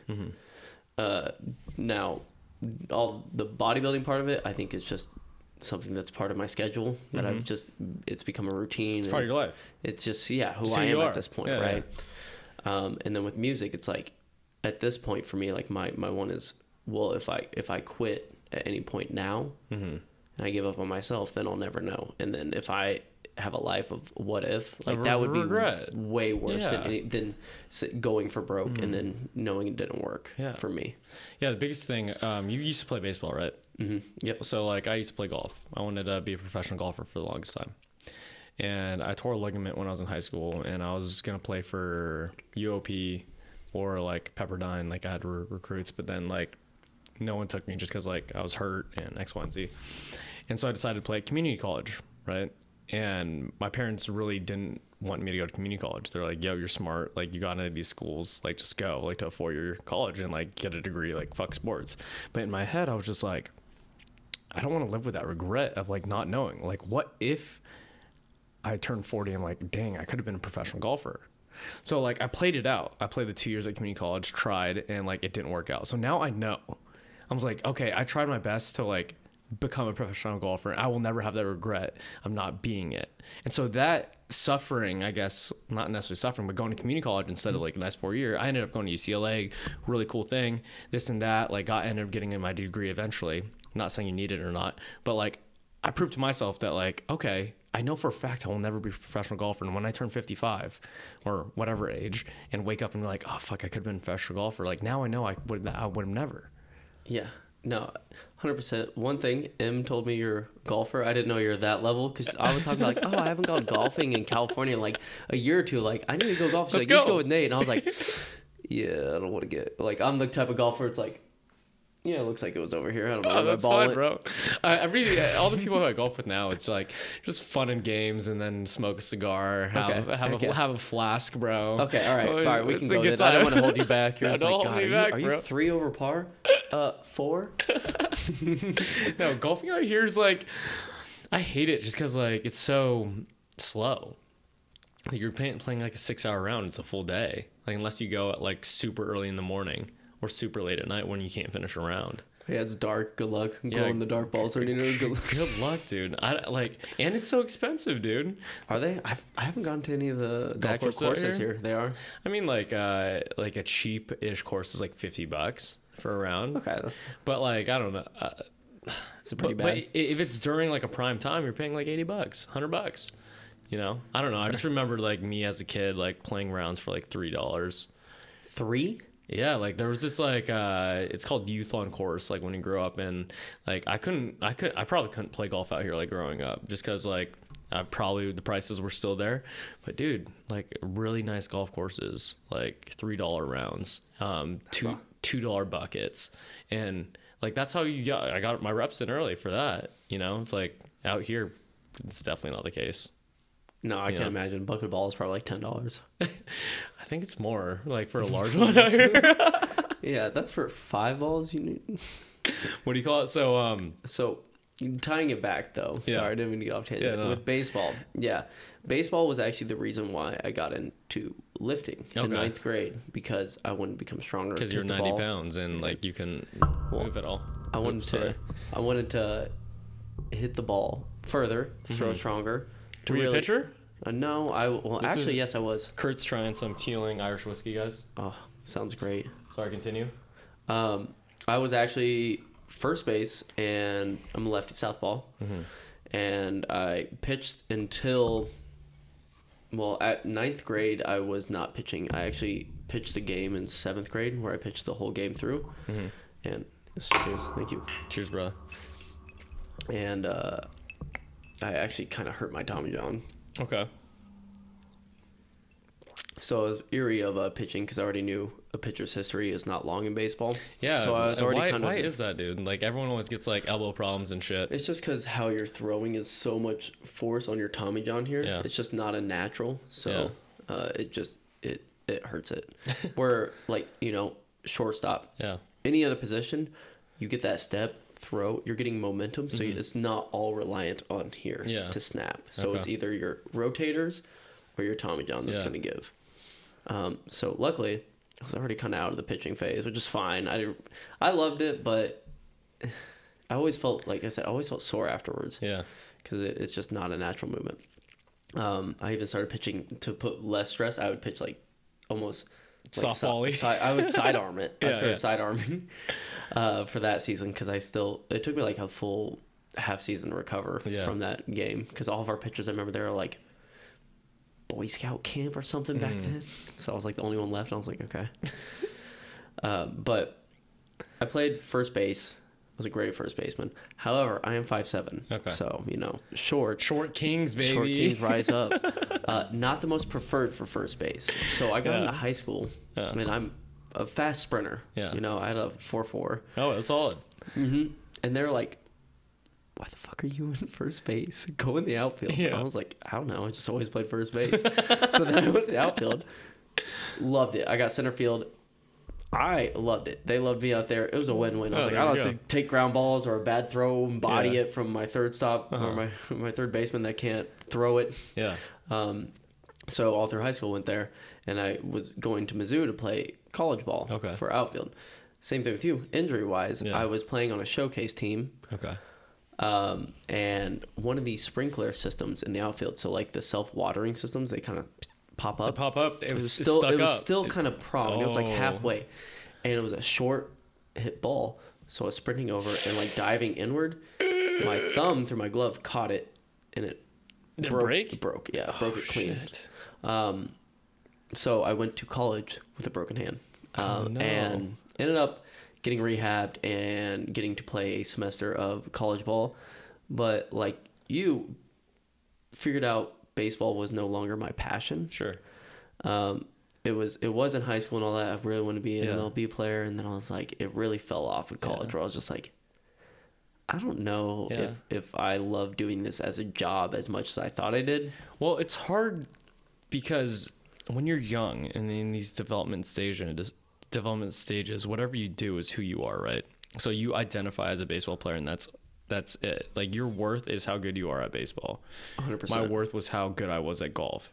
And when that's taken away from you, especially when that's all you know and have, it's tough. It's like, now you struggle with like, who am I? And then now you got to figure out like what's next. But in reality, you don't know, because that's all you identified with for a very long time, for a very, very formative portion of your life. Yeah, now that you're saying that, I think that's what probably led to me becoming a bodybuilder, because I started training in ninth grade and then did it all the way to college. Mm-hmm. I took out baseball from the equation, and what took over? I was in the gym for 2.5 hours a day. Yeah. Did you do 2 days too, bro? I was not a 2-day person. The only times I do 2 days if I worked out. Well, first of all, I was on campus, so I was very close to the gym. Mizzou Rec at the time. Where's that at? Where's Mizzou at?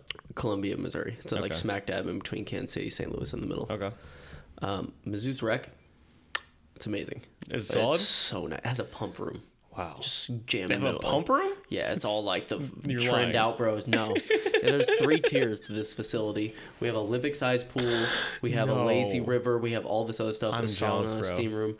We have a normal machine room, which takes a lot up. Yeah, machines. I'm jealous. We have like 2 smoothie bars, and then the upper track had like abs, and then this whole quarter-mile thing. And then we had 9 basketball courts, 8 racquetball courts. It was such a great place to be. That's honestly why I kind of chose Mizzou. I had a few other options. I love the gym.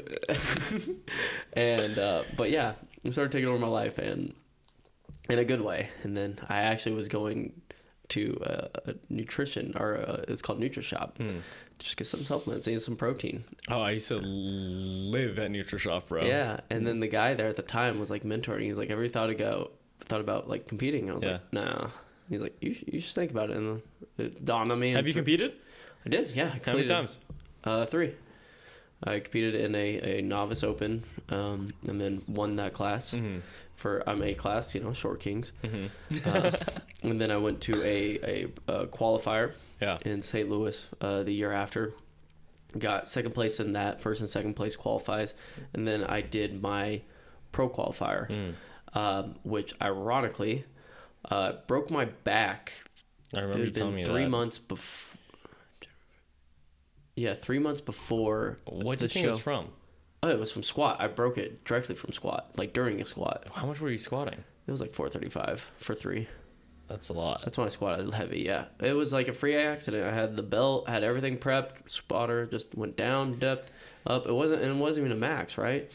And it sounded like someone just smacked 2 boards of plywood together, like the whole. And this is in the pump room, right? So loud music. I just see I hear it, and I push it out, and like as soon as the bar goes off, my whole leg goes numb, and I was like, something's wrong. I was like, ooh, pulled off my headphones. Everyone's looking at me, like it was loud, I guess, because I had like the bass boosted headphones, kind of like this, and I was like jamming out to some dubstep, and I was like, ooh. Did that hurt more than the thumb? No, thumb hurt way worse. Okay. That was like kind of just like over time. It just felt really tight. So what happened was my L5 got pushed like 35 millimeters forward. So it was like so much pressure where pretty much the L4 pushed on the L5 so much it slid forward, and then it cracked where the nodules go in. It cracked the L5s. You're scaring me, bro. I'm competing in powerlifting in August. Oh, I know with you them. are. I know you are. And that's scary. Nah, you're good. I'm trying to hit 400. What are you at right now? Squat wise? Yeah. 375, 380. No, 370. Yeah, you could hit that. Yeah. You hit that.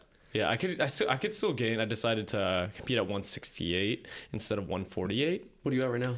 So I'm at 162. So I could gain some weight. That's free real estate. Yeah, you're good. Yeah, so I might start eating a little bit more. Have a couple In-N-Out burgers. You know what I'm saying? Couple In-N-Out burgers, couple protein shakes. Yeah, I don't know, dude. Like, so I just want to get it done and then get on to like my next challenge. Like, do you have any fitness goals anymore? Like, for me to like, I feel like for me to stay like a fit human being, like I always have to like progress towards something, right? It's like a skill. Like for a while it was like marathon running. For a while it was like calisthenics and muscle ups. Like now it's like back to powerlifting. Like I guess for you, do you have like anything that you're trying to like go towards? Not necessarily. My biggest thing is like just keeping my body in recomp, which is just like keeping the muscle on for the most part. Yeah. However, though, the itch has been coming back to like come back on stage. Oh, yeah? Like, talking with Em after her powerlifting show, I think she wants to do a potential like bikini show. Yeah. So it's definitely like lighting. Like it's slowly.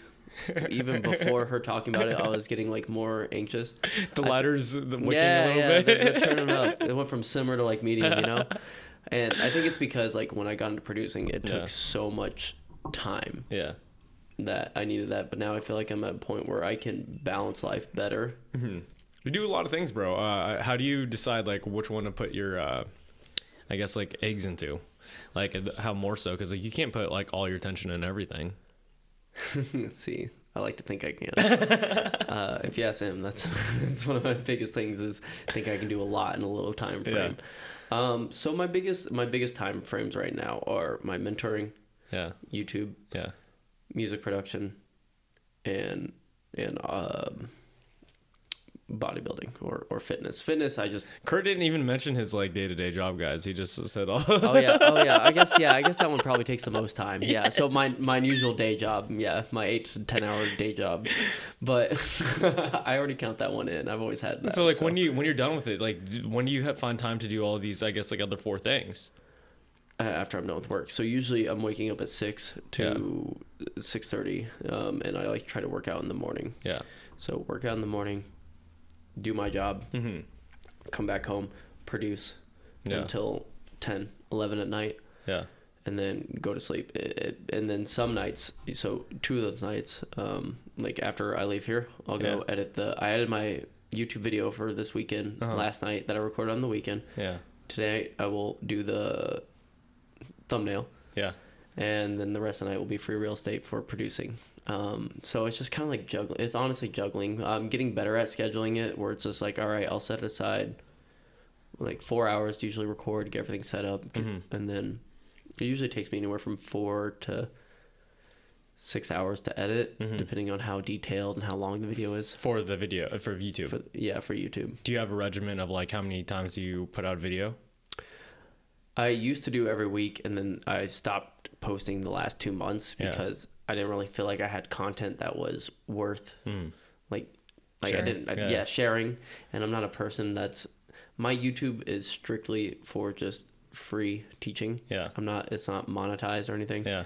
I'm almost at that point, but at the same time, I'm not trying to be a YouTuber. I'm just trying to give like free resources to the community. Why not? Why don't you want to be a YouTuber? It's too much work. Yeah. I don't have that time. Yeah, but the thing is, like, you spend 8 to 10 hours a day doing this day job, but like you put that time into making YouTube videos, you might make more money. Yeah, it's you also have, my thing is like I'm looking at some of the top dubstep YouTubers. Mm-hmm. No one's over like 200,000. Oh, really? That's top. Really? It's very niche, right? Okay. Yeah. So it's like if I wanted to be a YouTuber, like I looked at it analytically, like it would have to be something else and that mm-hmm. because it's just not there's not going to be enough views from that. Maybe you could be doing bicep curls while editing at the same time. Speaking of, I do sometimes like if it's my rest day, I'll do like, all right, every 30 minutes I do 50 push-ups and I set a timer. Yeah. So that way I'm still moving and stretching and all that stuff. So if you don't want to be a YouTuber, what motivates you to make these videos? Just giving back to the community. Yeah. I have like I said, I don't like to gatekeep knowledge, and it's not that I feel guilty.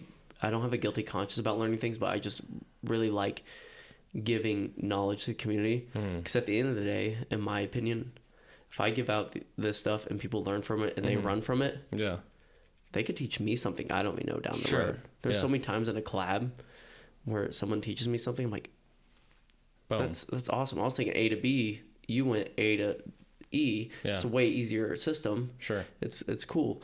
And so it's just like, why not? I just believe in how, like, the community in EDM is very tight. The plur, right? I'm sure you heard that. No, I haven't.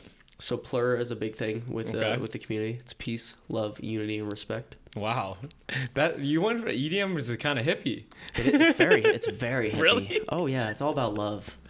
Even at the dubstep stuff, where they're headbanging and doing all that stuff, it's all love. I love that. If you go to, and the crazy thing is, so like EDC or Coachella, those are more mainstream events, right? Okay. You don't really have the same community. It's just so massive.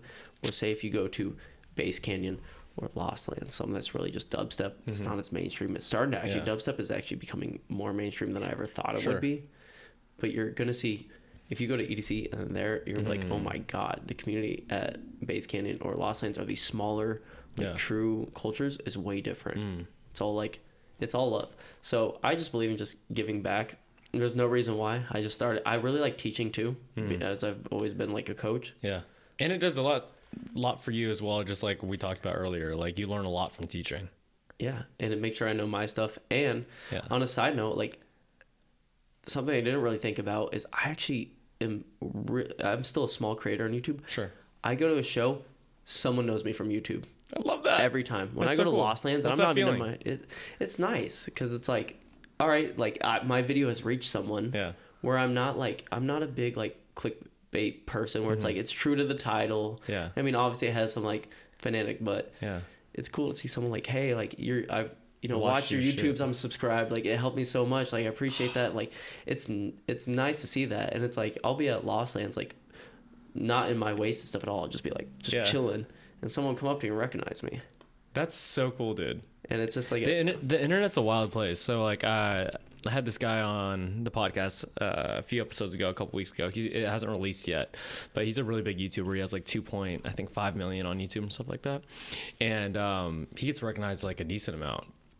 And it's such a weird feeling because like I'm just starting to get like members at my gym or here and there would be like, oh, like I listen to your podcast with X, Y, and Z, and like that's so cool that you learn. I was like, wow, that's a cool feeling. But for someone who you don't objectively know at all to come up to you, like I haven't experienced that yet. That's like that's wild. Yeah, like this internet thing that came about 23-ish years ago is responsible for that. It's wild. It's so cool too in a way that like I never thought about that. Like my whole thing with posting videos was just like maybe I can help someone learn this stuff that took me a while to learn. Yeah. And then like I recently played a show in Denver and after my show someone came up to me and was like, dude, like I saw you were playing here, like I couldn't wait to come see you. Like I watch all your YouTube stuff. Wow. Like yeah, and they were just like a fan from that, and I was like, oh, this is like a whole nother level of exposure. Like, I'm no 2.5 million at all. Sure. But, I think I've gotten like, I don't know, like 80,000-ish views over time. But that's like, great. That's all like, At the end of the day, it's like, that's brand recognition that I never thought of. And that's a way like, Bro, think of 80,000 people in a room. it's fucking wild. Right? That's a wild way to put it. Yeah. Yeah. It's like, if you think about it, like there's 80,000 people out there who viewed your video and they're actual human beings. Each number is a representation of like an actual human, you and me, and then just put it in like a room or a concert or this and that. Those many people got some value. Mm-hmm. You know, it's a weird concept. And luckily, like, because you don't see them. Right. And the nice thing with like my stuff, I know it's doing well because like, you know how they hid like the like dislike ratio? My lowest video I've ever seen had a 96% like rate. Oh, we love that. So it's just like, yeah, just a likable guy, bro. I don't know about that, but at least the content's hitting. Very, like, very valuable. So it's like, it's fulfilling to me knowing that like what I'm trying to teach is coming across, because that's half the battle too. Is like, do you think it's do you think having a marketing degree has helped you at all? I don't have a marketing degree. Oh, what was it? I'm self-made in marketing. What was my degree in? Yeah. Biochem and nutrition, exercise physiology. Why did I think it was marketing? Just because of the company? Because I've literally done marketing for so many people. Yeah, I just nerded out. I got my own marketing like certificate. I did that on my own. I just wanted to learn it because it was selfish for me, because I'm like, all right, the biggest thing that I see in EDM, because EDM is very different than like say rap, where you got, I don't know, insert a rap name. He's on a label. The label promotes him. They front him this massive amount of cash to make the album. Yeah, all that stuff. EDM's not like that at all. Where it's like, it's just nerds making beep boop sounds in their room, right? Sure. And we don't have the same audience as a rap crowd, so we don't get that stuff. And labels will release your stuff and like split royalties. That's kind of how it goes. Yeah. So my biggest thing for me wanting to stand out was like, no one knows marketing. No one's marketing their music. No one's treating music as a business. Yeah. Very few are, at least. Well, you had a marketing business as well, right? I did social media management. Yeah, and marketing. So that was kind of my up there, as I took all that stuff from social media, and then I knew all my Meta and Google ads and all that stuff from my stuff, and smashed it together, and I can help promote my project that way as well. Yeah. So when I'm treating music also as a business, try to gain leverage as well. Yeah. What inspired you to, I guess, like learn all those things, because like, dude, I feel like the brain can't concentrate on like 1,000 different things, but you're proving like my thought on just like reality wrong right now. You know, because like you got really, really good at all these things, and like you kind of used it to your point to like leverage your music. Because like I feel like if you didn't have your expertise in like Google ads, Meta, all this stuff, like your brand might not be where it is at today. I would agree fully. The biggest thing for me is like going back to my dad's quote, right? It's like that, and I don't want to half-ass something. Yeah. I also get really honed in, like not like ADHD, like honed in, like if I get obsessed with something, like I'm gonna hyper focus on it. So when I'm like, oh, I'll just see like how to do like this ad on Meta, and I'm like, okay, well, what about okay, what about Google? And I'm like, okay, well, if I'm gonna learn about that, I might as well get certified. Yeah. Like I might as well, if I'm gonna do the tip of the iceberg, I might as well invest more time, maybe an additional week or a month, to get this real thing that I can fully understand. I hate not fully understanding a system. And I think that's probably what drives me to like nerd out on the producing, nerd out on that stuff, and really like commit to learning. And I also just like learning new things. Yeah. It's like really stimulating to me, and it gets me away from my worst addiction, which is video games. When I have nothing to do, I default to video games. Yeah. So I try to stay away from that. How does someone develop, like, I guess those characteristics? Because it sounds like they're innate to you, but like it's not innate to a lot of people. I think it's the one, like, for me, it's like, I really want Wheysted to succeed. Yeah. And it's like, if I look back and knew I did it like somewhat half-ass, I feel like it's just like a slap in the face to me and my time. Because time is the most valuable resource we have at the end of the day. Yeah. Well, what do you want listeners or your audience to feel from your music?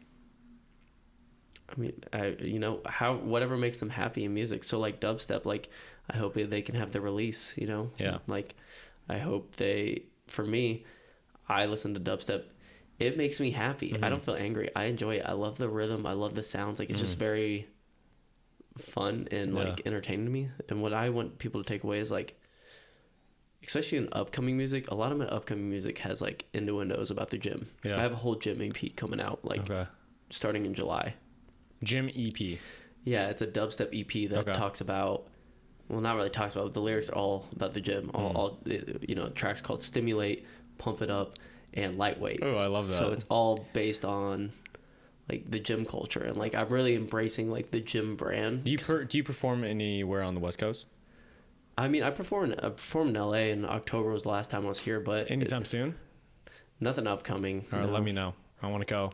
I'll let you know. I'll get you on that guest list. You can come. You come enjoy the full fun of it. What does creativity do? What does creativity do for you? What does it do for me? What does making things out of nothing do for you? I think that's multiple things. I think it allows me to be free. You know, you can have frustrations in life and all that, but it's like, you know, once you just get in the doll, you can get that out. It's like, you know, when you go to the gym after a hard day, or if you know had a really bad day and you get a really great pump. Same thing for me. It's just like releasing. Like releasing what? I don't know. It's just satisfying for me to just sit there and create, even if it's absolutely terrible. At least like you got that, you know, you got that idea that out. itch, right? Yeah, I think it's just fun, and it like entertains the kid side of stuff. It keeps me young at heart, because like we get old and I feel like we lose our creativity side. That's one thing that I love about this generation, I think, bro. I feel like a lot of people still love cartoons, a lot of people still like anime, a lot of people still like video games. When we were taught, like, for me, I haven't played much video games since I was in like, I think 3rd or 4th grade, just because I was taught by like my parents, like, video games are bad. You know, like, you're a lazy piece of shit if you're playing video games, you know, when in reality, like, most of my most successful friends out here play video games, you know. I think it's just so stimulating. For me, it's like, if I don't go out, I'm not like a big going out and party, or like the first time I've really been out in LA besides like going out for my shows was that bar. Oh, really? Yeah. Are like you serious? I don't go out. It's just not, it's not for me. Sure. And so it's just like, for that, it kind of fills my void of like, okay, what can I do that's not going to, you know, hurt my health necessarily? Depending, I don't know. You know, I stay up pretty late sometimes binging. So know what your triggers are. Have you played video games into the morning? Yes. Okay. Not as much. I used to actually play even competitive. Once again, like I get so fixated on things. Have you met Kev? You met Kev, right? Yeah, Kev. Yeah, dude, he's cracked. He's cracked? He's cracked on it. Like he's good. At what? When we were playing Mario Kart. No, it was I think it was Mario Party. Mario Party. Dude, he was ranked top 100. Yeah, we played Mario Kart too, but he was ranked top 100 in the world in Mario Kart at one point. My man banana peeling everyone in there. I wouldn't doubt it. He's good. Yeah. I used to play a game, Gears of War. Gears of War, okay. I was super competitive at that, and then there was this really nerd RTS game called Supreme Commander. Okay. And I was at one point ranked 1 on Xbox for that. Yeah? And I was always in top 10. Yeah, 7th. You were 1. Yeah, on Xbox, yeah. They didn't have the whole cross-platform thing enabled yet, so I was obviously only competing against the Xbox people. Still. Yeah. That's wild. It was. I got to play tournaments. I made money from both those games. It was wild. Like, I mean, I didn't make much, but I think through all my gaming career, I made like probably like around like $10,000 over That's a lot. like 4 years. That's still a lot. Yeah. Yeah. So it was cool. That's so cool, dude. It was so fun. So it's also like, now I'm like, it's not the same. I'm not as good as I used to be. What's your definition of success? Ooh, I think it always changes. Okay, what is it now? For me, success, especially with Wheysted, would be like full time with music. Yeah. Being able to, you know, just be able to do that supports me. Yeah. Now, if I ever achieve that, the next step would probably be like, okay, now, you know, it's like, you know, you hit that milestone, what's next? Same with like it's hitting 400 in a squat. Yeah. Okay, that's cool. What's How next? about 405? You know, like it's always evolving. Yeah. But like at the end of the day, I think overall success for me is, you know, like financial freedom. I don't know how, like, you know, if I'm able to achieve that at a young age where I can spend more time with my family and friends and not be, you know, quote unquote, not to overuse it, but like slave to like the 9 to 5. Sure. That would be my goal. Like if I could have a 9 to 5 just creating music. Yeah. That would be cool. Yeah. Because that's like, for me, like that's the creative side. I get to be a kid and not have to worry about logistics and all that stuff of it when you get to sit there and create. Yeah. That's awesome. That's a good definition of it. There's like a lot of people, because like some people don't care about the financial portion of it as much, right? And the thing is, like, you can be financially free with not making a lot of money. Like, I've seen one of my closest friends in high school, he bought a sailboat. He just started sailing the world, and that's his definition of success, right? And he's freer than all of us. Freer than all of us, right? Him and his wife got married at 18 years old. His dad passed away when he was 16, and he just wanted to travel the world, and like he documented all his stuff from a camera and gets paid from just like social media from documenting his life from a sailboat. You know, and that's his freedom. That's his financial freedom, right?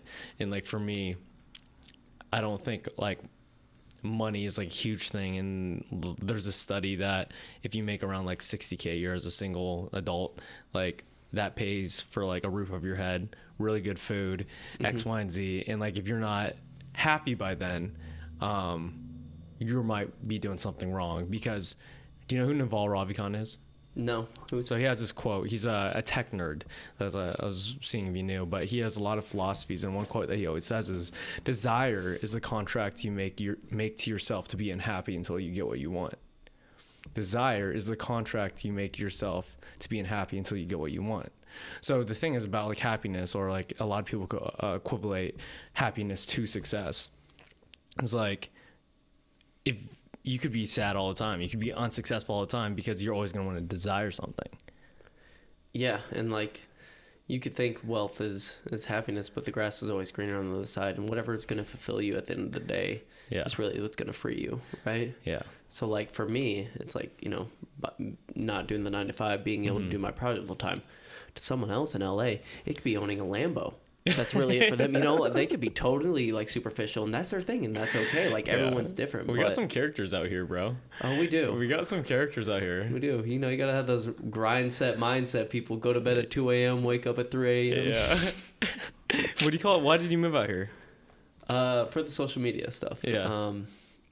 Not necessarily. How was that world? How was interacting with like clients, or I guess people who had who just wanted to grow like their fame on the internet? It was fun at first, but it became really tiring whenever we started becoming Are you allowed to say what the name of the company was? No. Okay. No, yeah. So I have an indie. Okay. But I can say that I didn't really work for businesses. I worked for influencers that were upcomers. TikTok, Instagram, YouTube, you name it. And I was pretty much what I would do is brand management. I would help concise on the brand, pitch them the sponsors, and then also help them with like content creation, and if they needed help with like scheduling and all that stuff. What inspires you to do that? Because like it's like you're doing it for yourself, but like why do you want to help other people grow their brands? That was pretty my thing was pretty selfish, because I wanted to learn more about the social media side for my music. And if I can get paid to learn something I wanted to learn already, it sounded like a win. It was actually a really big risk. It was a really small business. It had a very high potential of flopping. It was like a total just flip a coin. Are we going to be broke, or is it going to succeed? COVID made it succeed. COVID was the biggest success we could have ever had, because everyone was locked at home and everyone was on social media. So it made our business boom, because everyone started blowing up, especially TikTok. I think the reality hit me.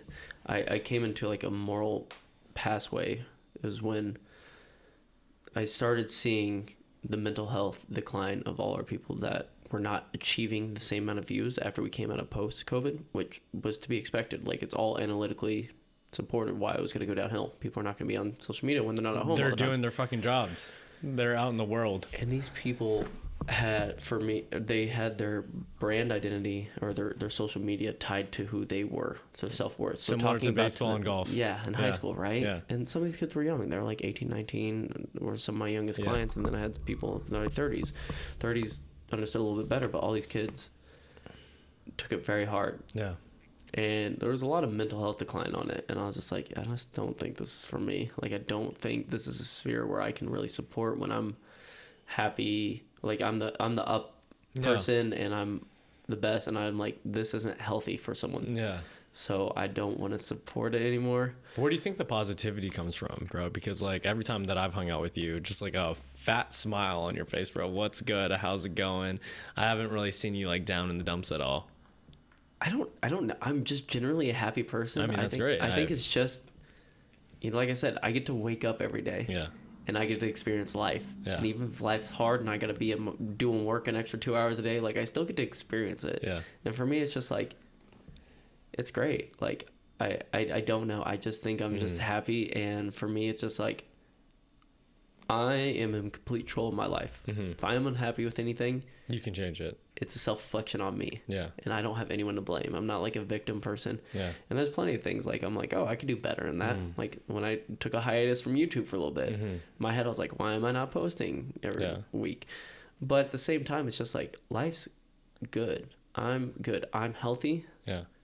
And for me, it's just like there's also not. I don't think this is tied to it, but there's also a lot of clinical evidence that like the way you think actually comes out to like your health and your actual mentality. Yeah. So for me, it's just like positive attitude, because once again, no matter what happens to you, that's the stimulus. You're in control of the reaction. Yeah.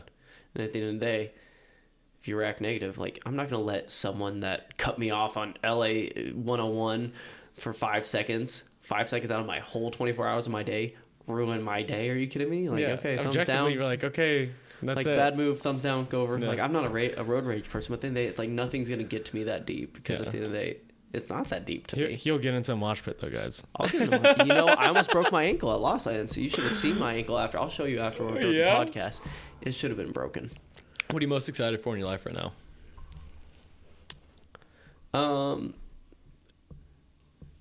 I think I mean besides like my Wheysted project. Yeah. Obviously that's like most of my energy like going forward, but like the self-improvement stuff that I've been applying, like we talked about, like the Andrew Huberman stuff. Yeah. And like applying all that stuff and just seeing how those little things affect my life. I think it's a snowball. Yeah. And like for me, it's the Andrew Huberman stuff. If we want to dive into that real quick, has really like fucked with me in the sense of like everything that I've learned or said growing up is kind of debunked, right? So like, for example, like Andrew Huberman talks about like sunlight exposure right in the morning, right? And to like stare at the sun, like look into the sun for like 30 seconds, right? Not the bright sun, but like look at it. You can close your eyes, but yeah, your face needs to be up towards it, right? Yep. But like even like look at it for a few seconds. He says just like stare at it for a few seconds and get away from it. And like, like I was always taught to wear sunglasses all the time. Sunglasses are bad for you, horrible for you, right? I still wear them. You know, right? Yeah, honestly, they look cool. They look cool. And I see people come into like bars with sunglasses on. I'm just like, what the heck? The other day I went to this wedding in West Hollywood, and will.i.am walks in with his sunglasses, and I'm just like, yeah, he could do that. I can't do that. Some people can pull off certain fashion statements, though. You know, I'm not one of those. Yeah, what's your fashion? What do you say? What would you say? Athletic leisure. Athletic leisure? Sure. Dude, everyone's style's like weird, because like I feel like people in LA treat style so personally, and sometimes I'm just like, it's a subjective as well, right? It's their art, right? And I get confused with like art in general for like payment of like, why is this painting $1 million? Why is this stylist clothing, why is this Prada bag $10,000? Like I'm just like, why? I don't get it, you know? And it's basically back to like the stock market and stuff and everything like that. It's like people value it because other people value it. Yeah, like the perceived value of it. Yeah, 100%. And I'm just like, it really fucks with my brain sometimes, because I'm like, anything could be valuable if you get other people to pay attention. If you make it trendy. Yeah, if you're making it trendy. Right? It's like Air Force Ones in this city. See? Everyone's like, I gotta have the Air Force One. Yeah. I gotta pay Air Force. See, I'm telling you, it's the thing, you know. Like I'm just saying, like there's certain trends that hit. Like I'm not into like the whole fashion baggy thing. I'm like baggy thing. What do you mean? Well, you know, thing? like the baggy clothing's coming back. Like the '90s trend is kind of coming back. You know, in like a modern way. It is. I'm not on that wave. I'm like, yo, give me the stretch fit, whatever, and give me, you know, like a tee. I'm good. I like keeping people on their toes, bro. Like I'll wear a stretchy like pants, tight shirt that's like stretchy too, and it feels comfortable, and then I'll wear like a baggy fit, and people are like, what? I don't get it. Like you got to keep people on your toes, bro. You're probably more stylish than me. My style level is like pretty gym, bro. Yeah, It's but like you got bigger arms than me, bro. So I got to keep up in some way. All you gotta do is dress yourself in young LA and you caught up. That's the place. For the people out there who like are into your genre, for like who are into dubstep, who go to raves and like want to get into the producing world, like what's the first steps? What advice do you have for them? The first step for sure is, once again, just to have some sort of computer or laptop you can produce on. Yeah. Get a free DAW. I would recommend like FL if you're not producing it. It's free. I produce on Ableton, but I think the buy-in price is like $800 to $1,000 for that software. If you're a student, you get a 50% discount. Okay. So if you know someone that's in school, just you can use their school email, guys. I did that. No shame. And then YouTube University. Just YouTube like all the stuff about your DAW. Like first of all, you have to figure out how to use it, right?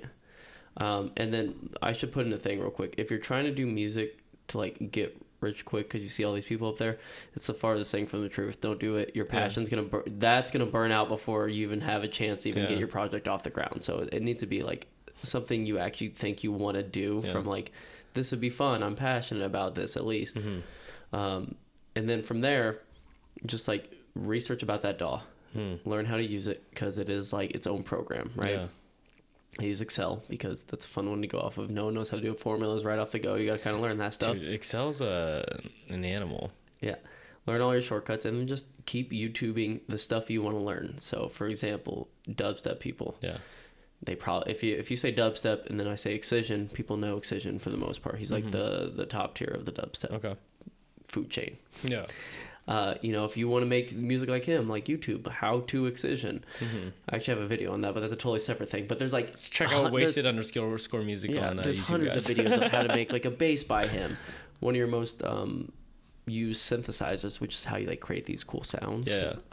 Is called Serum, and it's a $200 plugin.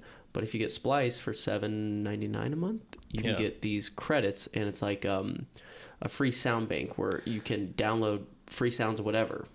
And Kurt knows the shortcuts for everything, guys. This is wild. Yeah, and it's only, like I said, $8 a month. And then, as well, you can get rent-to-own plugins on there. Like Serum, that one that's $200, is now only $9.99 a month. Sure.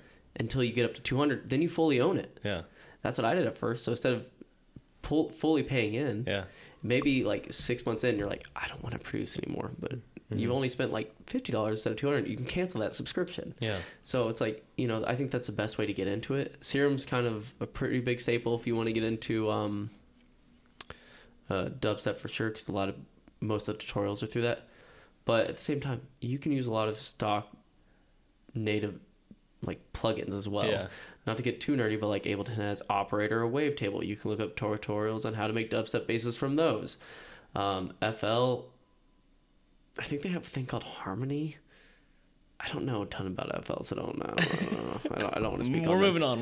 Yeah. So we'll go from there. Are you a Chat GPT guy? Yes. You use it a lot? No, not a lot, but somewhat. Yeah. I like to kind of test the grounds with it a little bit. I'm more of a mid-journey person for sure. Yeah, I just downloaded it. I feel like 4 or 3? 4. Oh, you got the deluxe. How do you like it? I haven't really messed around with it. I just got it. Oh, it's powerful. Yeah. Well, we'll see what happens. I feel like it's going to change the world, bro. Yeah, I feel like it's definitely going to change the world. I feel like we need to, not to be like the person ahead of it, but I feel like we need to legislate like what this like large language models can do before it gets like too far ahead, because I'm all for like, let's do this. Well, Elon's talking about like dropping the chips soon. Oh, Elon? Yeah. Oh, I'm all for that. I'm not gonna be the first wave. Well, that's for like the first wave is for actually like people that are like paraplegic and quadriplegic. Sure. Which if it helps them, that's gonna be like insane. That's next level medicine. Like, I'm gonna be mind blown with like the first round success, even like the first few rounds. Like that would be insane. But like once we get up there to like where we can integrate, I'll wait a few rounds. Yeah. I'll probably like if it's like $60,000, you can make that money back. I feel like. Well, dude, I think you can make it with like Chat GPT and stuff. Like that's integrated in there. Yeah, like you ask questions like, "How do I make $1 million?" Like they will give you so many reasons or how tos. Yeah. It's great. Yeah. It's also like, I think the greatest thing about ChatGPT is it finally introduced a competitor into SEOs. Google is terrified of ChatGPT because now, how do I do blah on ChatGPT? Blah, blah, blah. Here's links, blah, blah, blah. All this. Yeah. It's the new SEO that's way better because now when you type that in Google, what do you get? Ad. Okay, here's a few pages, you know? Yeah. I feel like most of the things that we see now are all ads. Like even on Instagram, bro, like I think 30% of everything they see is an ad. You know, I'm just like, why is it like this? I mean, I get it. Like it's a business. Everyone's paying for the boosted posts and everything like that. But it is definitely a competitor for sure. And ChatGPT is just, it's fast. Yeah. Right? And there's like no filter. If you're like, how can I do this? Or find me a YouTube video that teaches me how to sew. 30 seconds, you got videos to start you out. You like don't have to use that platform, which pulls away from Google. Yeah. Which pulls away from the biggest source, which is Google Ads. If Google's not getting as many clicks, all of a sudden they're not getting their ad revenue. All of a sudden their market space starts dropping. So what's Google doing and all of them doing? They're creating these AIs. You saw like Snapchat knee-jerk react drop their AI, right? Why? I didn't see that. So Snapchat has an AI. Okay. And it launched did not go well. It was telling people to do some illegal stuff. So they kind of had a cutthroat. It came back, but like as soon as ChatGPT got it, oh yeah, it was. I don't know. I don't want to say stuff on the mic because it might get limited, but you can look it up. All these companies, as soon as you get competition to them, I love competition because all of them are going to improve. Obviously, they're like knee-jerk reaction, trying to like get all these AIs finite and like green-lighted to go. But I think ChatGPT is just a great staple. I do think we need to like legislate to some extent. Yeah. I don't know what it'd be. I'm not in that position. Let the AI people take care of that. But like, I'm all for it. I integrate it. I've actually used it as a video that's coming up soon. Oh yeah? Yeah, like so there's this popular, really, really talented sound designer and producer named Company. Okay. Dubstep artist. And I was shout out Company. Yeah, shout out Company. He actually, Company and Wooly, both people I've spoken of, really got me into making music. Okay. I love their music so much they inspired me to actually try it myself. Yeah. We love that. Yeah, right? It's awesome. And I actually got to meet Company and he's actually a nice guy. So meeting your heroes actually works out for once. Yeah.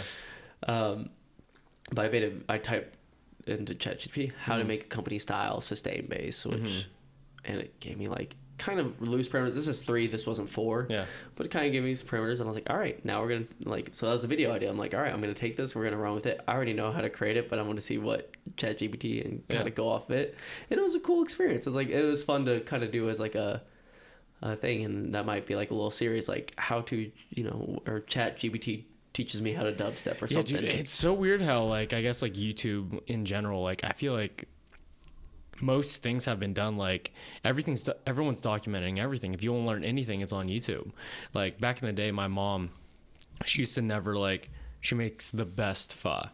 Right? Have you had pho before? It's like the Vietnamese rice noodles. I had it once. I had it once when I played a show in Orlando. Okay. And if you haven't had it again, you probably didn't like it. No, it was really good. Oh, it was good? Really okay. Good. I never thought where to go. So. Oh, well, I'm going to take you some pho out here, bro. Yeah. There's a dope I always spot thought it was like pho or pho. I said it wrong and they were like pho. Yeah. Like, oh, that sounds way cooler. But she would never give out her recipe and show like people how to make it because she's like, no, it's like a family thing, this and that. But like, now every recipe's on YouTube. Not every recipe's on Instagram, right? And so like everyone's giving out free information as well as yourself. And like the thing that I am frustrated with people who are like, oh, I can't get into producing, I can't get into this and that because I have to have this certification or this X, Y, and Z. I'm like, yo, everything's free. Everything's free. I literally credit learning to produce from YouTube. Yeah. I just sat there, grinded tutorials, and just grinded through it and learned it. That's why the reason like everyone's saying like YouTube's gonna die. I'm like, I don't see it dying anytime in the near future. No, it's gonna kill our education system before anything. Yeah. Like it's literally an education system. Dude, I paid $60,000 for UCLA for the last 2 years, and like I could have learned every single thing that I ever learned at this university from YouTube. Oh, same with Mizzou. Like it's funny, I got all these science degrees because I'm like really passionate, but like I never want to work in a lab, which is like biochem and stuff. Yeah. never going to use my degree. It's more for fun. But like, yeah, I paid all this money for a degree that I'm never But going to on use. the other side of that too, so I had the head physiology professor of Cal Poly Pomona on, and he's like tenured all this stuff, and like there's a benefit to having it if you decide to go that route. Oh, absolutely. You know, it's better. I mean, like, no matter how saturated the degree market is, yeah. Like, if you're trying to get like an upper level position or even a position of somewhat, it's gonna look better if you have a degree. Well, if you want to be excellent at anything, I feel like there is a special place for it. Like, for example, if you need back surgery for your back, you don't want a discounted doctor. Oh, for sure. I want one that, you know, got boarded and certified in the U.S. Exactly, 100%, right? Like, but there's a place for it. Like, it's needed. Like, that's why YouTube University, or like, I guess like actual college, in my opinion, I don't think it will ever go away either. No, there's like, you know, being a lawyer, all that, like the high degrees, which you actually need to go and experience schooling. Yeah.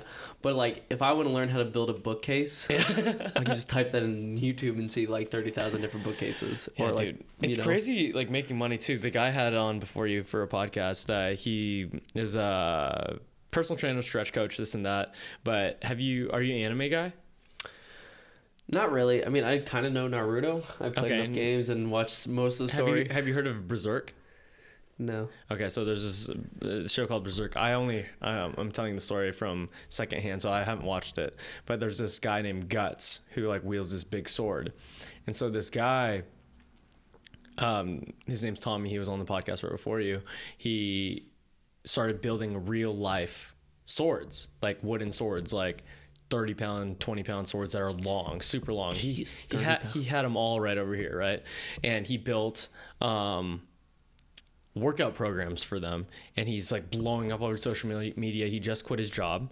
All he's doing is selling these swords and making workout programs from them, and like that's all he does. Like, he's selling these swords every single day for like $250-$300 a piece, and like it's going crazy. He's sending them to Brazil.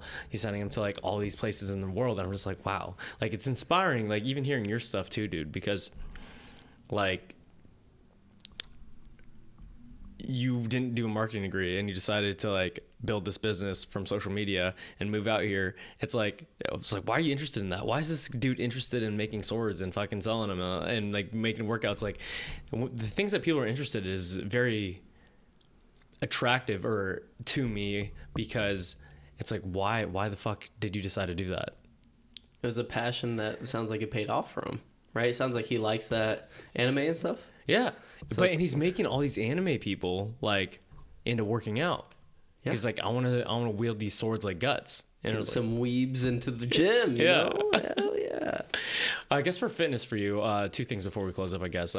What is your favorite? Okay. What's your favorite movement, I guess, working out wise? And what is the most important movements you think for your health and wellness? Ooh, okay. My favorite movement. That's a tough one. I really like sumo deadlift, and I really like dumbbell incline press. Why?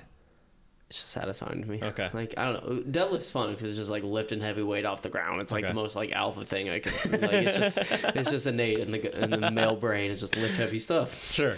It's fun, and I'm more like quad dominant and hip, so it works better. Yeah. And then incline press. It just feels like, I don't know, it feels good. Like the range of motion's good on it. I just like it. I'm not a big barbell. Yeah. But I think the most fundamental movement, I think it's a multi-stage question. I think you should do your compound movements. It doesn't have to be heavy. As someone that broke his back, I don't squat as heavy as I used to. I still leg press very heavy, but I'll only squat like 2 to 3 plates. Okay. So doing your compounds, like 2 to 3 plates is 225 to 315 pounds. Folks out there, if you still don't know that, it's still relatively heavy. For me, but for my rep range, that's high on the higher spectrum. Sure. So that, I think you should do, bench. I think you should do deadlift. I think you should just do all your fundamental compounds. Okay. For at least exercising, but I think the most important part, especially as you're getting out of your teen era, is stretching. Like having a fundamentally good stretching program. Are you flexible? I think I'm more flexible than the average male. I'm not like super flexible, but I'm definitely like. Can you drop into like a splits and shit? No, but I have pretty good like hit. I can get pretty low on my splits. But I think it's very important to prevent injuries. Yeah. Especially if you're going hard in the gym, you need to like balance parts. it out. You need to go hard, lift weights. You need to have a really good stretch program, and you need to recover. Yeah. Like I think all three of those. I feel like most people cut out. Yeah. The stretch part. Yeah. Even if it's only like 10 minutes. Like usually my workouts are very high intensity and 45 minutes long.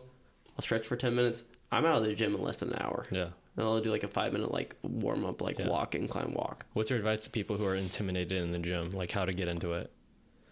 I feel like don't be intimidated, especially nowadays with all like the social media interaction and all that stuff. Like it's a very positive environment. Yeah. Like even if you're like maybe scared to go in because you're not experienced, you don't know what you're doing. Yeah. Like a lot of the machines tell you how to do movements, and then you can learn by just being in there and seeing what people do, especially like looking at maybe some of the bodybuilders and seeing some of the movements they're doing. Like they probably have somewhat decent form, at least in the right direction. And don't be afraid to go up and ask. I think the gym is kind of like EDM, where if you ask someone, they're more willing to help, at least in my experience. I've never heard the gym compared to EDM. And it's like it's a very open community where like if I see someone doing something wrong, I'm not gonna go up there and correct their form. I'll be like, hey. But if they come ask. Well, not even that. I'll be like, hey, like, do you mind if I give you some feedback? You do that? If it's like to a point where I feel like it's fundamentally ruining, like if it's just slightly off, no. But like, say if they're really, if it's like really bad to the point where it can affect their like body, where it's like they could maybe get hurt or they're not even working out the muscle group. But like, hey, like, do you mind if I give you like some feedback or some like tips? Like you don't have to use them at all, but like here's what I would do and here's why I would do it. Yeah. And I come at from that approach rather than like, hey, you're doing it wrong, you need to do it this way. It's more like, hey, it's an open discussion, but I just want to let you know what I would personally do and why I would do it and why I think it would help you.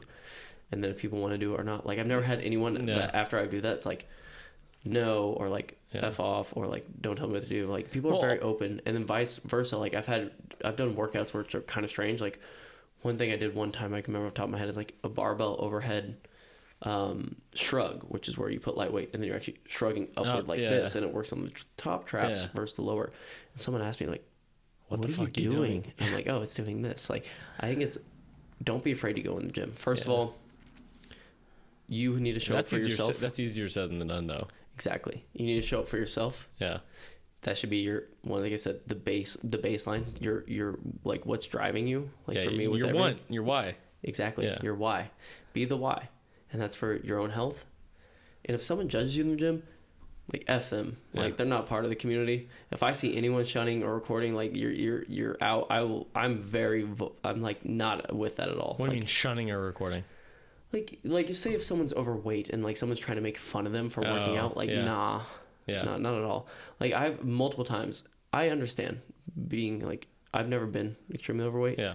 I can understand how it's really intimidating. Because say if you're overweight and you're working out next to me, it's probably not like the most ego lifting thing for you. 100%. But at the end of the day, if I see people in there that look new or something, I usually like walk by them, like fist bump them, or give them like thumbs up, like, hey, like good job. Yeah.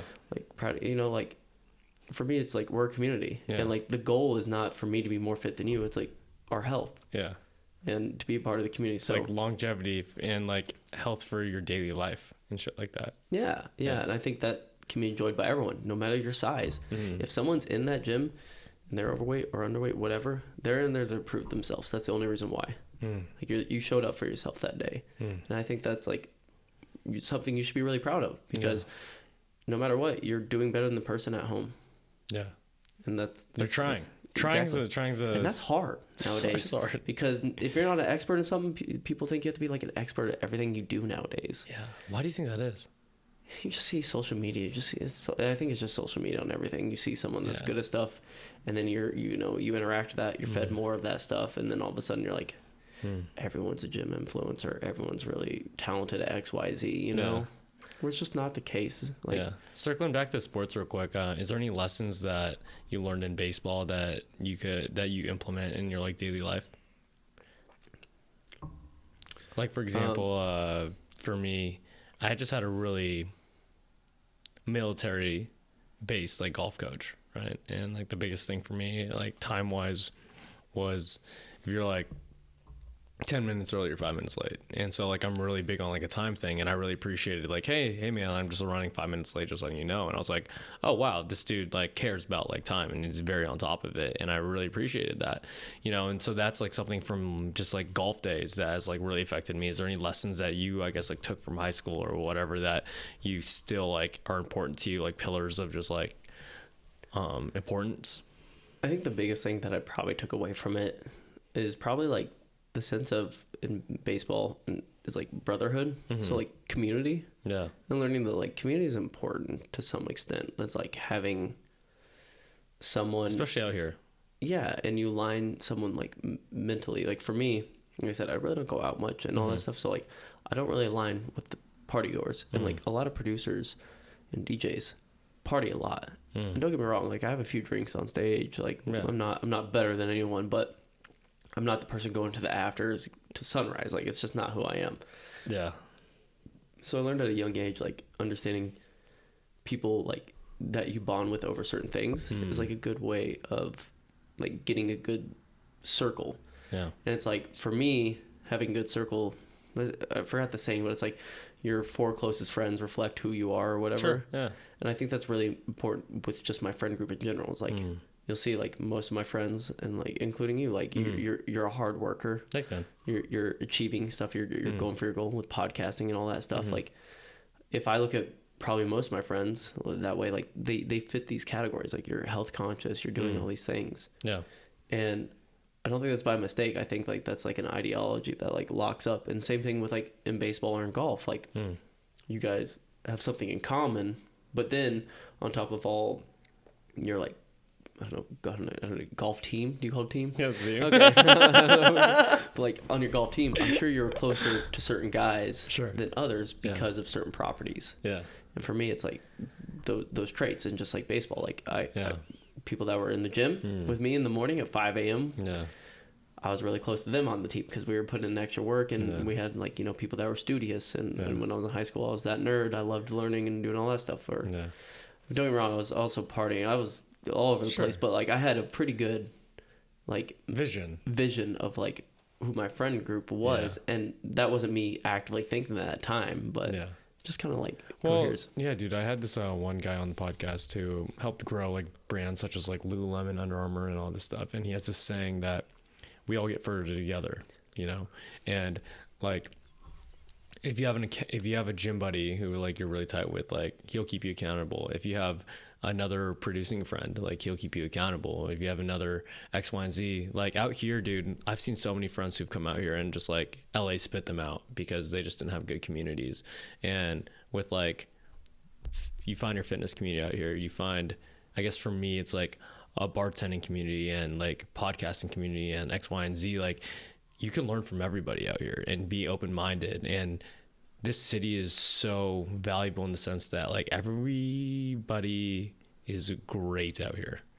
And someone's really great at something in that group. It's like Friendsgiving, right? Yeah. Someone makes the turkey, someone brings a different side. Like everyone brings something to the table. Yeah. And to tie back in on what you're kind of saying, tie back in on kind of what you're saying, like about your community is like a big thing that we say in the producer community is we rise together. So a lot of times, you know, you're one song away from making a breakthrough. And like, luckily I'm connected with producers above me. And obviously like my circle, like I have everyone everywhere, but obviously I'm not like the person that's furthest in their career in the room, right? Sure. I don't ever want to be in that situation. I feel like no one ever wants to be in that situation.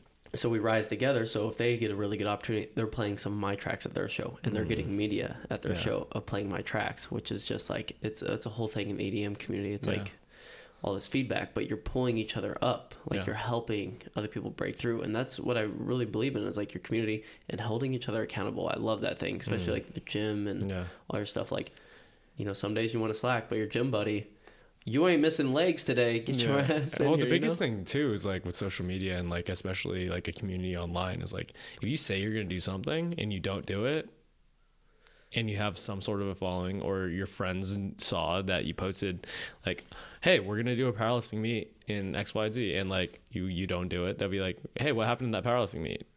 or like, what happened to that website or business or whatever you said you were going to start? And you're like, fuck, all right.